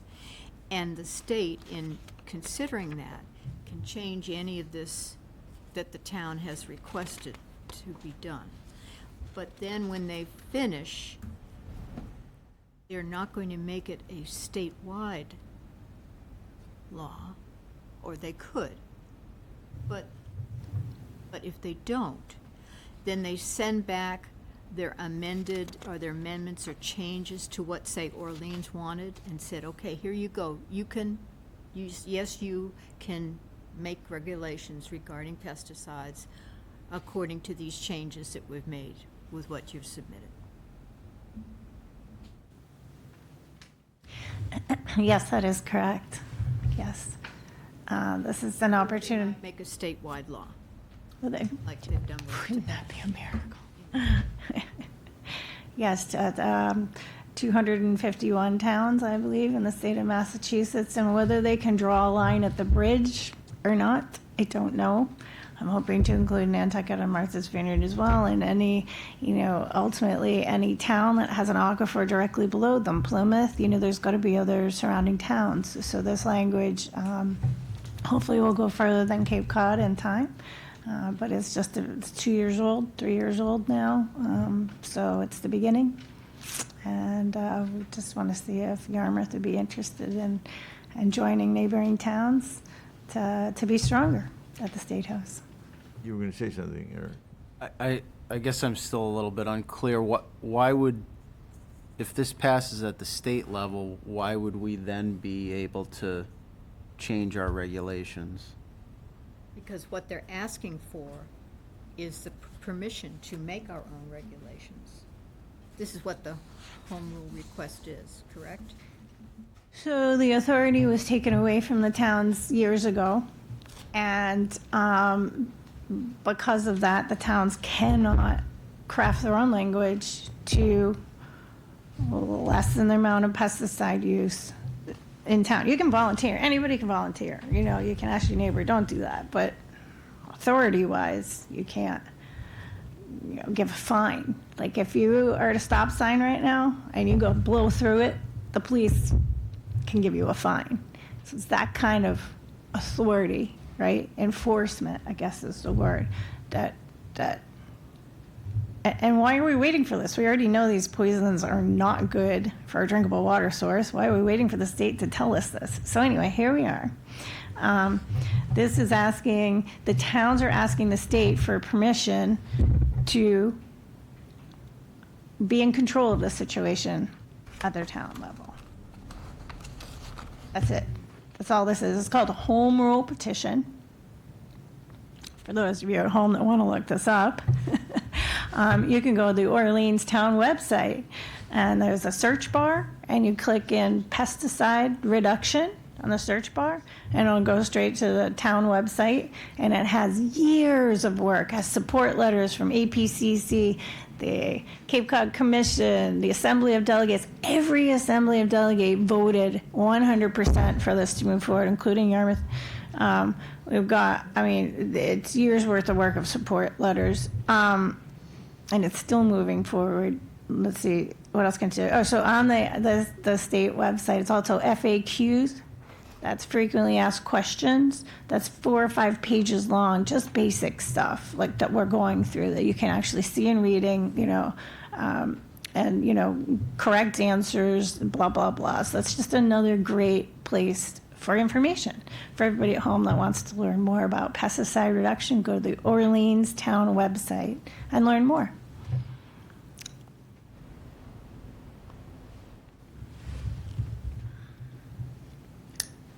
Yeah, I mean, I can't see banning things, restricting them for a golf course in town if other towns aren't doing it.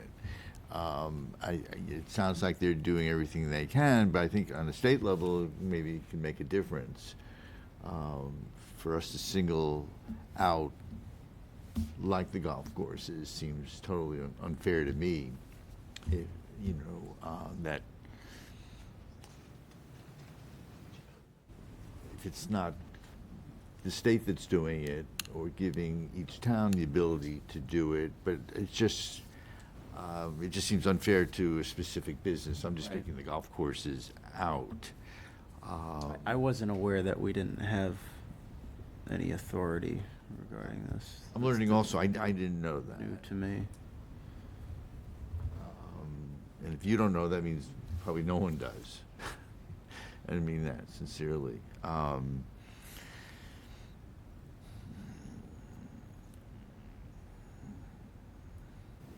May I make a comment? Yes, Mary Wilbon would like to make a comment.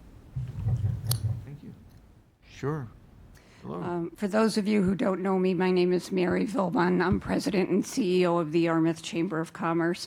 Laura, I want to, commend you for the work that you're doing. We all want to achieve the same thing. I didn't anticipate to speak tonight, but I do want to say what I'm hearing is a lot of questions on your end. And we learned from past experience with the plastic reduction bylaw that went through is that we weren't fully educated on a decision that was made. And I think it would be in our best interest to take the time you're referring to. I think it's a 7-page document. 4-page. Do you understand exactly what's in that document and what it entails? And if you're questioning what a home rule petition is, then I think we should get fully educated on it before we write a letter to the select board to support something like that. So I'm just, again, going by the experience we've had in the last year in town. Let's do it, and let's do it right when we're going to do it. And let's educate ourselves before we make a decision. Thank you. Thank you. Okay, thanks.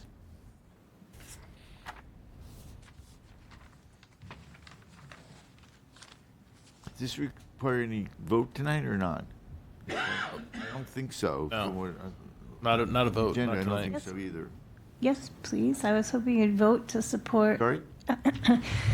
I was hoping you would vote to write and craft a support letter Yes. for your select board. That's very clear. No, Okay, gotcha. No, your presentation, you put a lot of work into this. I give you a lot of credit for it.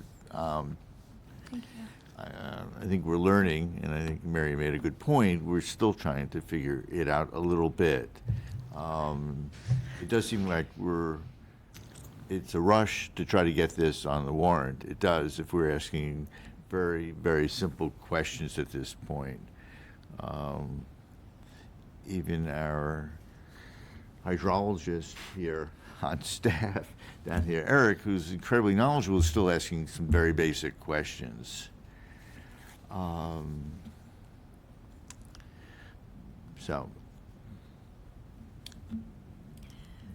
want to move ahead with something, not for a vote, but just, let's put just some to- closure on this for tonight. I'd like to suggest that we all feel very strongly about the benefit of reducing pesticides, that we continue our discussions as a Board of Health and find out some more answers to the questions that we have in terms of what we are allowed to do, not allowed to do, what might happen as a result of this. And we try to work toward a Springtown meeting if we have something that we'd like to see brought forward. Yeah, that sounds great, as well as sending certainly, not only to the select board, but a letter earlier than that to the state, and discussion about what to do.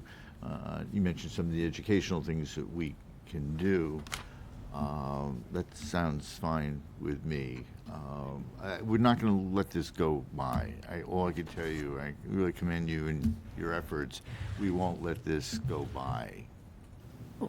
May I? History of being very proactive, and I think we're all proud of what we've done here in town. Absolutely. It's been a month. It took 2 weeks to get on your first agenda, and then you asked for 2 more weeks, so I'm back again.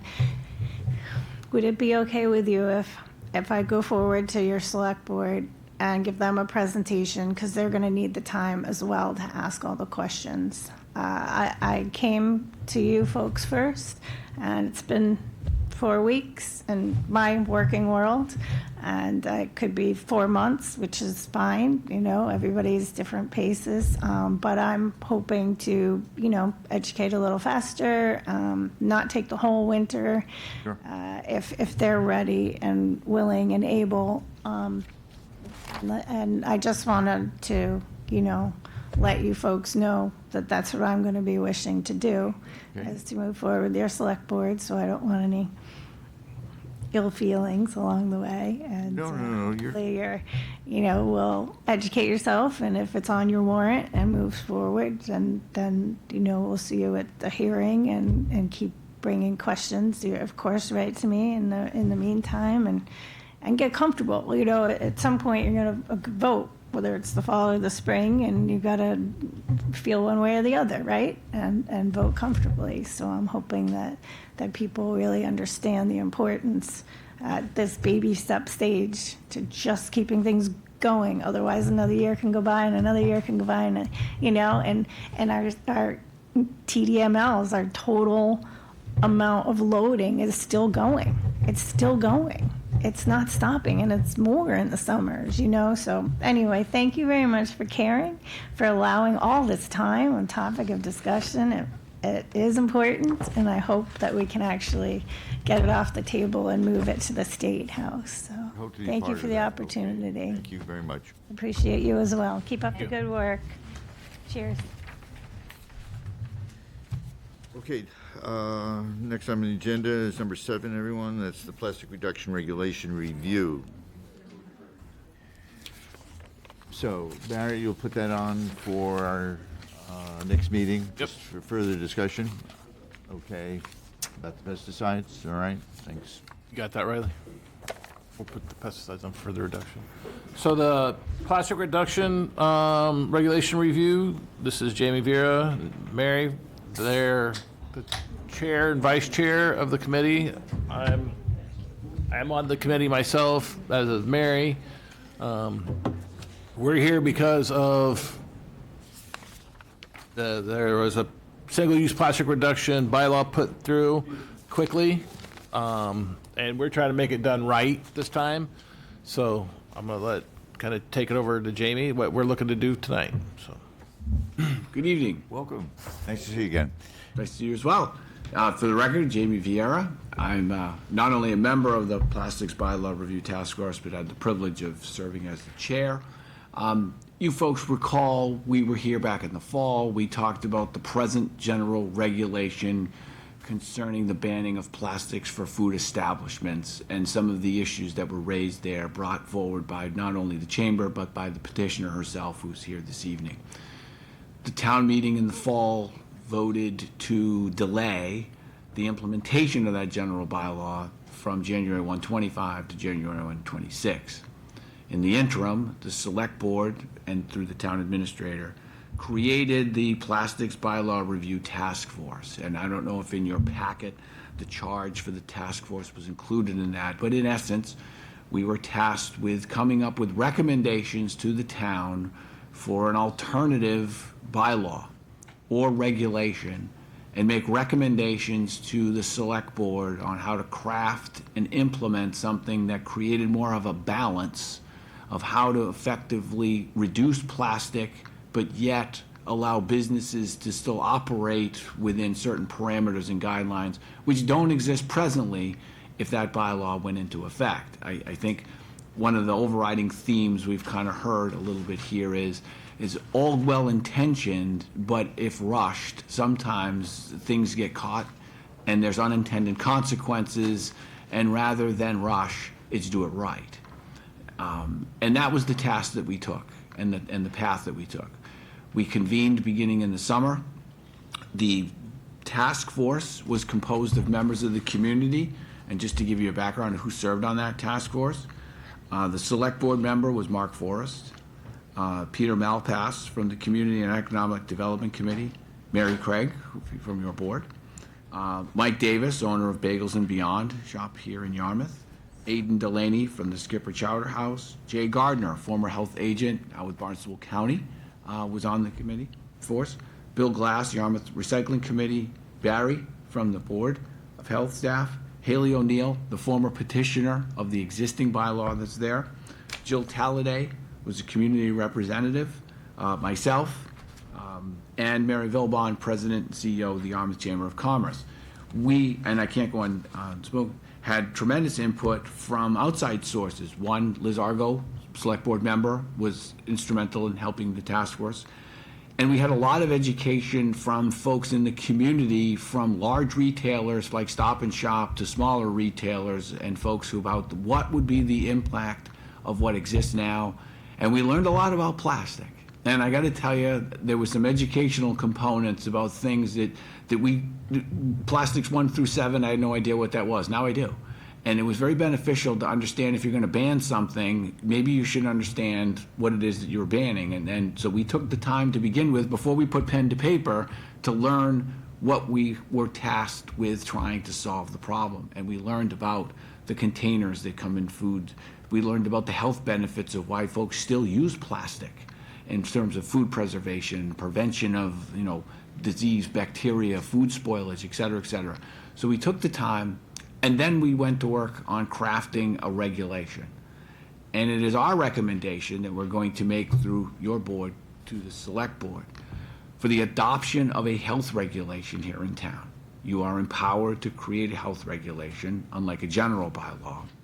And what we've got in your package is the product that we have put together after these months of work, that we are then going to try to get feedback from this board this evening on that language, go to the select board because they tasked us with providing a recommendation, and what will be recommended to them is that this bylaw proposed, once vetted by you folks, be enacted as a health regulation. And then once that is enacted as a health regulation, town meeting would then vote to essentially rescind the general bylaw that's there so they don't sit in conflict with one another. I can tell you the town council has reviewed the bylaw in front of you and has approved it as to form, making one small revision as relates to enforcement, meaning he added the provision of the bylaw that gives you the power to impose a fine, which we had asked for in certain instances, and further crafted language for a town meeting warrant article to rescind the bylaw, assuming that this passed. So we're here, in essence, hoping that you had a chance to review it, answer some questions about it. I can walk through a little bit about what it is and what it isn't and how it differs from what's there. But ultimately, we will go to the select board, but then we would be back because we would ask that you follow the process that you have and the power that you have to implement a health regulation. Notice, public hearing, opportunity for folks to be heard, community involvement, et cetera. All of our meetings were televised, all of our meetings were open to the public. So we had the benefit of community involvement for those who wanted to participate in what we were doing here. So we didn't do this in a vacuum. So when it does come before your board, we hope, again, this has been months in the making, but it has not been something that people have not had an opportunity to hear prior to if they took the time to do it. So I'm happy to answer any questions that you may have about what's presented here. Again, we're not asking you to vote on this tonight. That's not what we're doing here. It's more just if you have some thoughts and comments about the process, if there's anything in particular that you read that was striking to you that you may want to have us think about changing before we bring it back or go to the select board. This is the first step in the process, and we're hoping to move quickly because we've got to get back to you folks and get to town meeting for hopefully a rescission of what's there before 1/1/26. So I'll stop at that and answer any questions that you may have. Just compliment you, your team worked very efficiently. It's great. Thanks for the effort, both of you. It's great. Thank you. Jamie, would you repeat what you said the town council's addition was? Sure. If you have the draft bylaw in front of you. I do. Okay. In paragraph 11 on page 6.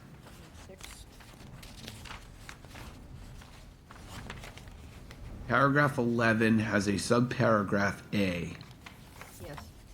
And he ends it by saying, and I'll start with, including, comma, but not limited to, comma, non-criminal disposition as set forth in section, and then he adds 12, and authorized under Chapter 25 of the general bylaws. Chapter 25 of the general bylaws is just the blanket enforcement provision under the general bylaws, meaning that towns, boards, and committees have the power to enforce bylaws and can impose fines. Your board being one of them, the building department being one of them, et cetera, et cetera. That was that. And then he added a subsection C, issuance of a fine shall not preclude enforcement in equity, meaning that if someone is an offender of an egregious nature, you can not only fine them, but that means to enforce in equity that a proceeding could be brought, theoretically in court, to enjoin or stop the procedure from continuing. So someone may make, as we talked about at our task force, someone may make an economic decision to say that it may be better just to pay the $100 and use the plastic. And this now gives the board the authority to seek court intervention if need be for someone who chooses to go that egregious route. So those would be the two comments from town council. Thank you. Just explain the difference between a variance and a waiver. It's an excellent question, and we answered that at the prior meetings.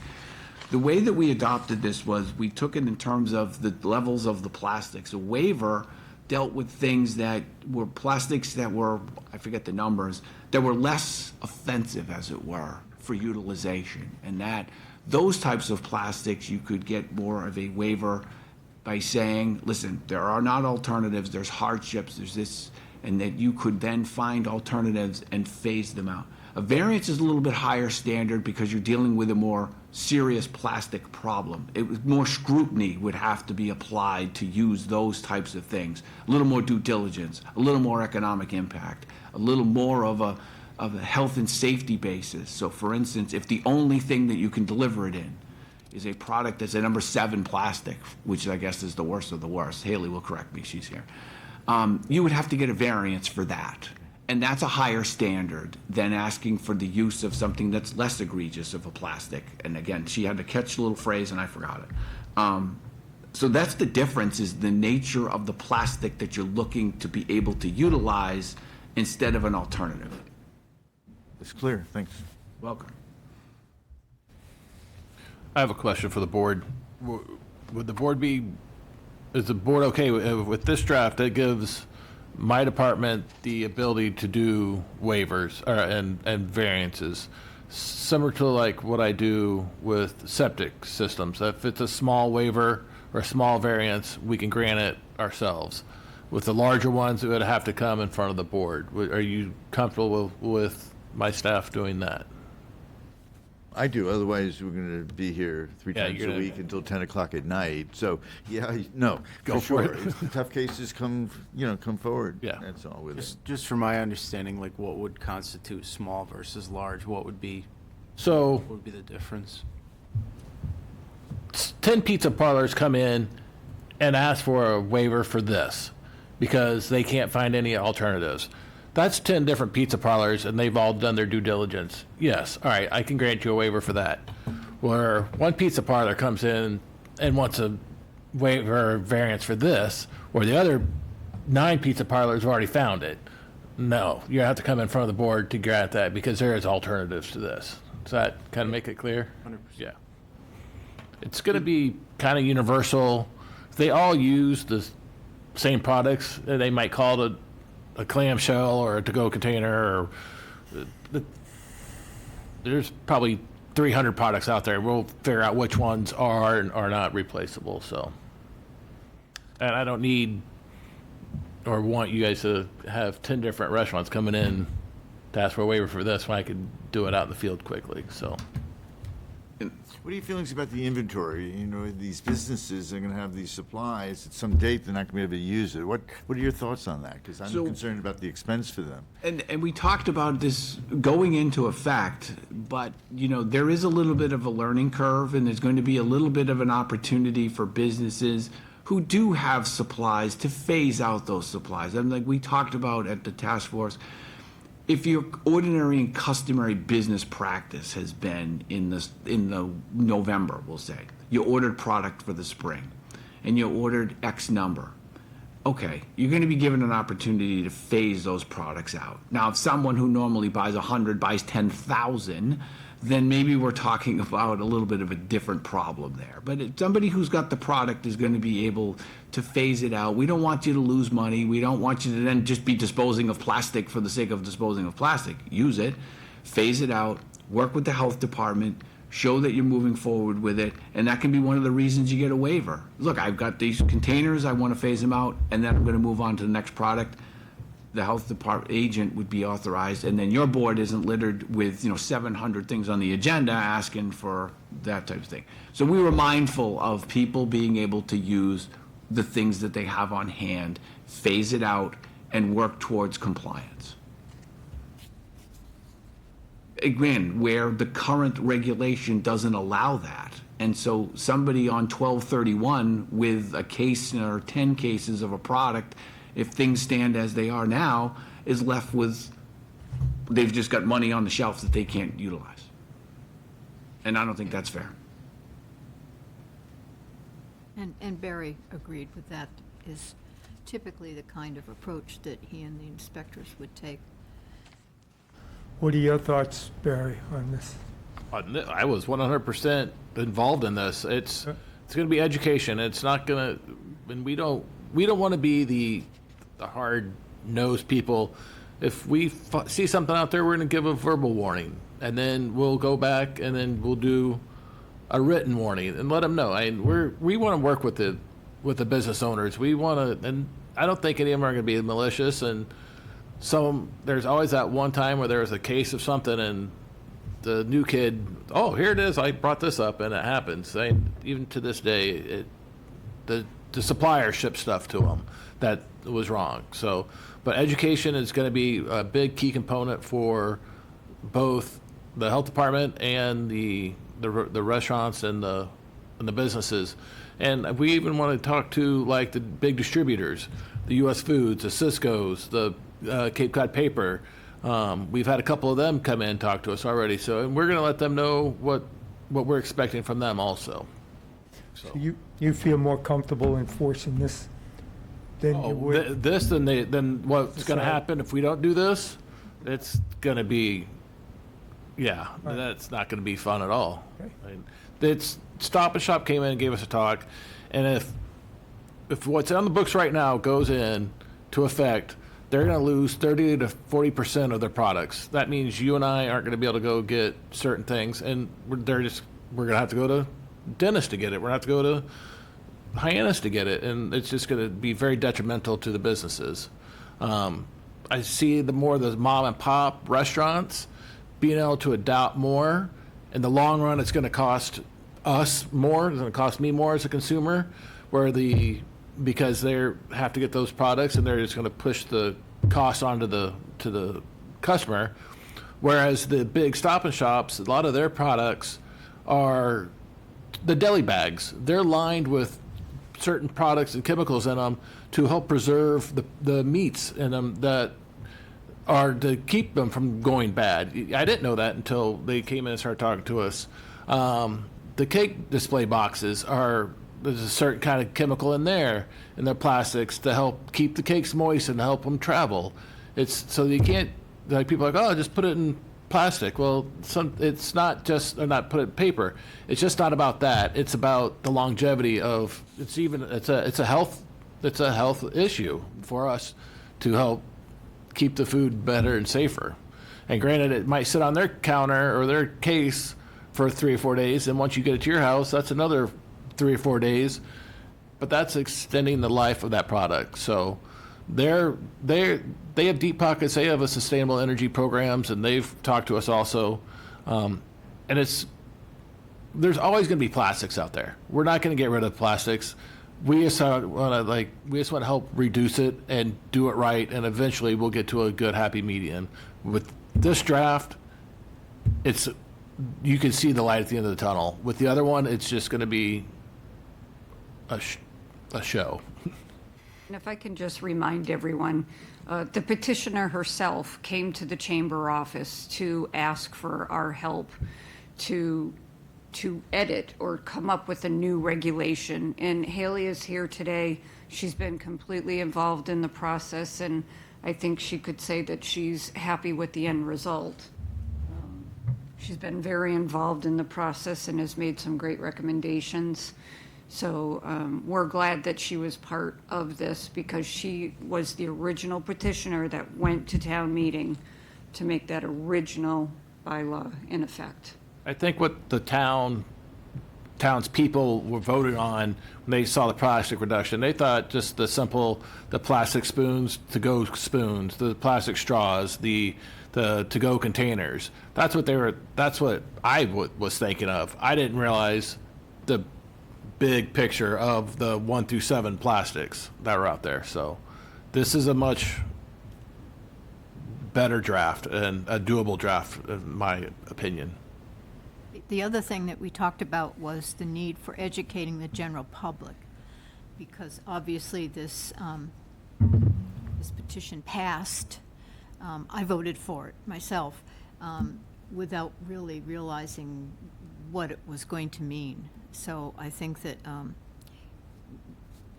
we need to be certain that the public understands what we came up with and why. Yep. And that we did it in good faith, and that we hope to continue the process as things become more available. Yeah, not to have the customers be yelling and screaming behind the people behind the counter of something they're not getting, that's all. So, the education is going to be key for that. But this allows the opportunity to do that, whereas before, there was no educational purpose because it was nothing. And so this allows that to happen, and I think that's what makes, in many respects, that's what makes this just a more workable and better alternative than what we've got now. Anything else the board can do for you? No, we are going to get on the select board agenda. Great. And I think it'll be fair to represent, we came here, I think we were well received, and we'll be back. Okay, nice job. Thank you. Thank you very much. Thank you, Jamie. One- Yes, sir. One other thing, do you think that these regulations are more tolerable to the small businesses in Yarmouth?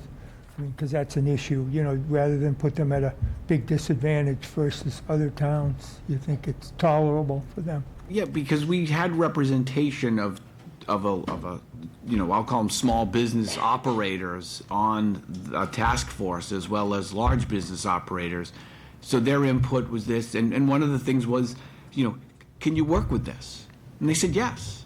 And so they were two good examples of businesses who said, we can make this work. This will work for us. So that we had a good cross-section of people on that task force. The last time you were here, that was a real issue. Right. Right. And I think what you see is the product of their input as well as the input of a larger business. Great. And we were also pleasantly surprised on how much they had already been in the process of reducing the use of any plastic in their establishments. So that was refreshing to get to know that they were already implementing some of those changes. And Mary has been keeping the chamber members informed about this process. And of course, they'll have the opportunity to come when we have a hearing if this goes through as a Board of Health regulation to be heard. So there'll still be opportunity. And then also, I know that our group had also talked about the education, so certain information has been sent to the town's IT department, and they'll be creating a webpage so that our public can get informed about the process, all of our meetings, our recordings, our minutes to the meetings, the charge of the committee. So we'll continue to keep that updated as much as we can, and the group will start now discussing how we can do more outreach about this entire process. And Liz has helped a lot with the IT piece. So thank you for your time. This is kind of one reason why Mary brought up to the pesticide thing, and it's we have had it. They kind of go hand in hand, and everybody wants the right thing. This committee is just doing it the right way and being a little more clear about it. So You've been patient waiting here, so thank you. Thank you. Thank you. All right. Have a nice evening. Okay, let's move along. Review and approval of minutes from August 4th, which was in your packet. I just had, on page 4, the first paragraph, the last sentence, there's a word imply, it should have been apply, that's all. That's the only thing I had on it. So it's page 4, last paragraph? First paragraph. First paragraph. Last sentence. Okay. And it says they imply the same procedures, and it's apply the same procedures. It's that word.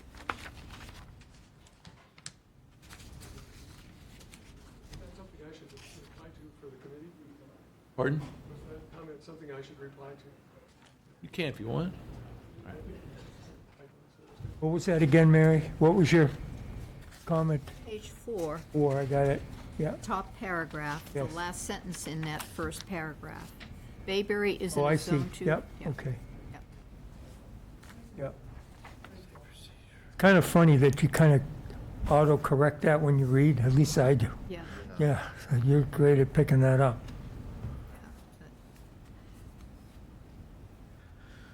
Okay on the edit? Yeah, for that? Okay, so someone make a motion here so we can, I move that we approve the Board of Health meeting minutes from August 4th, 2025, Second it? with the one edit? with that one edit. Great, thanks, Larry. Okay, good. All in favor, say aye. Aye. Pass, thank you. Good. New and old business. There's been a lot of buzz around town about the 88-100 Mill Lane potential farm going in. Yes. It had, our last meeting had gone in front of the Conservation Commission, and they had postponed it to their next meeting. I apologize, I don't have that date when the next meeting is. So it's on the radar for everything. We're getting calls about abutters. If the board or the health department notifies the abutters, and I've been explaining to people, no, it's the owner of the property, and it's not like with the zoning where it's a 300-foot buffer or a butter. It's the actual abutters to the property. So I'm not for sure how it's going to go through with the Conservation Commission, so I will keep the board updated on that. Barry, can you send us any relevant documents from the town, regs or whatever? So we're in preparation. Hopefully everyone's going to watch, the commission, the Conservation Commission meeting. That'd be really helpful. And we have had a FOIA request for information. It's a formal request from a couple of the lawyers to get those records also, which they're all public knowledge. And sadly enough, there's not that much on record that we have. It was the Belinskis had a farm, and then it wasn't a farm, so. Yeah, not only that, it's just even Is that just the Belzekian? Yeah, the part? Belzekians. Yeah, Sure. ran it. The bull, pardon, yeah. Yeah, I mean, that, any of that would be helpful. You could just send it electronically so we can Okay. read and be prepared to watch the commission. I can send it to you, then you can send it out to the board, so, or I can send it to everybody, I don't mind. Everyone, yeah. Perfect. So we can get educated for this. So, and anything that comes up with this, I'll try to get you guys information as much as, and as soon as possible, just because it's gonna happen, and we don't need to be surprised, so. So far, what's the Conservation Commission input? They haven't said it, well, they have, you have this in your packet, but they haven't really, I think they're waiting for their meeting to say anything official, so. They put it off till September to decide on it. What else do you have for new and old business? Not much. Riley's doing a great job. Yeah, perfect. Yeah, you're smiling, that's a good sign. Sorry to keep you late. No, it's okay. Yeah. She's young, she can handle it. She knows to expect us, right? I don't know, I'm glad you guys were able to deal with that pesticide issue, because I didn't know how to. I think Mary really helped us out on that, you know, because it is a quandary, because all of us support it, but yet at the same time, you know, It took us 11 months to figure out how to do a green burial. I think pesticides shouldn't be pressured into 2 meetings. It also seems like we need a list of different chemicals, because I'm sure they're variable in their impact on the Sure. environment. Sure. And that's my quandary, is understanding all these chemicals and how they work without, you know, I'm not even sure which, the insecticides and the herbicides are even included. I don't really use any anymore. It's kind of interesting, the labels have to contain all of the pertinent information, and they've really simplified it, so there's 3 signal words: caution, warning, and danger, and in that order, least to most toxic. I see. And they'll also list things like the lethal dosage or lethal concentration. So a lower number means a lower lethal dose. Okay, so a low LD or LC number means more toxic. A higher number means it takes a larger quantity to kill a test subject. I Now, is presume. that on your stuff, or is that like on the stuff I can buy at the hardware store? That's a good question. Should be on anything with an EPA registration number. Swing So by. it should be any product. Swing by tomorrow and take a look. The font is about this big, probably, right, so. Yeah.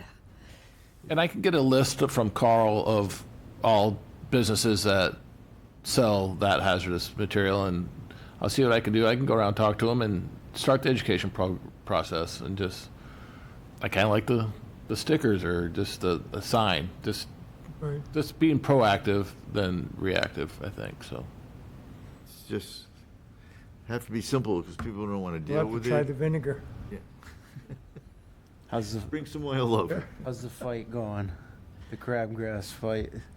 I'm just making it more concentrated, in other words. I've moved up into the 70s. It works. I mean, it does work, but it's, you know, it's time consuming. So I'm out there spraying, but vinegar.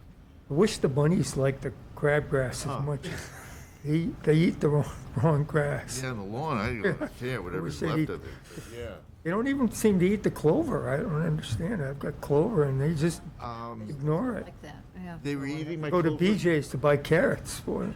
Yeah, well, Cheaper. So when's the next meeting? I didn't bring my phone, I yeah, apologize. well, we have a Labor Day on Monday, the 1st, so It'd be the 8th? Could be the 8th. that would be the first Monday in September that comes up. It would be the 8th. We already Is that have a it. problem with the room? Nope, we already have it scheduled and reserved. Okay. Riley has it up on the screen. So the 8th is There good? you go. What took you so long? No, anyway, Over it. thank you. She made it official. Right, there's no way around it. Okay. Hey, Come on, 7:20, I told you, we'd get out of here by 7:25. So, okay.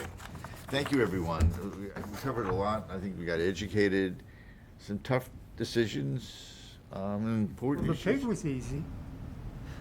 That was, the easy one, the Yes. pig, that was easy. Pig, that was, and that was Violet was the easiest thing we did tonight. Yeah. 30 years. Wow. If you take care of them, they live a long time. It's obviously been taken care of. Yeah.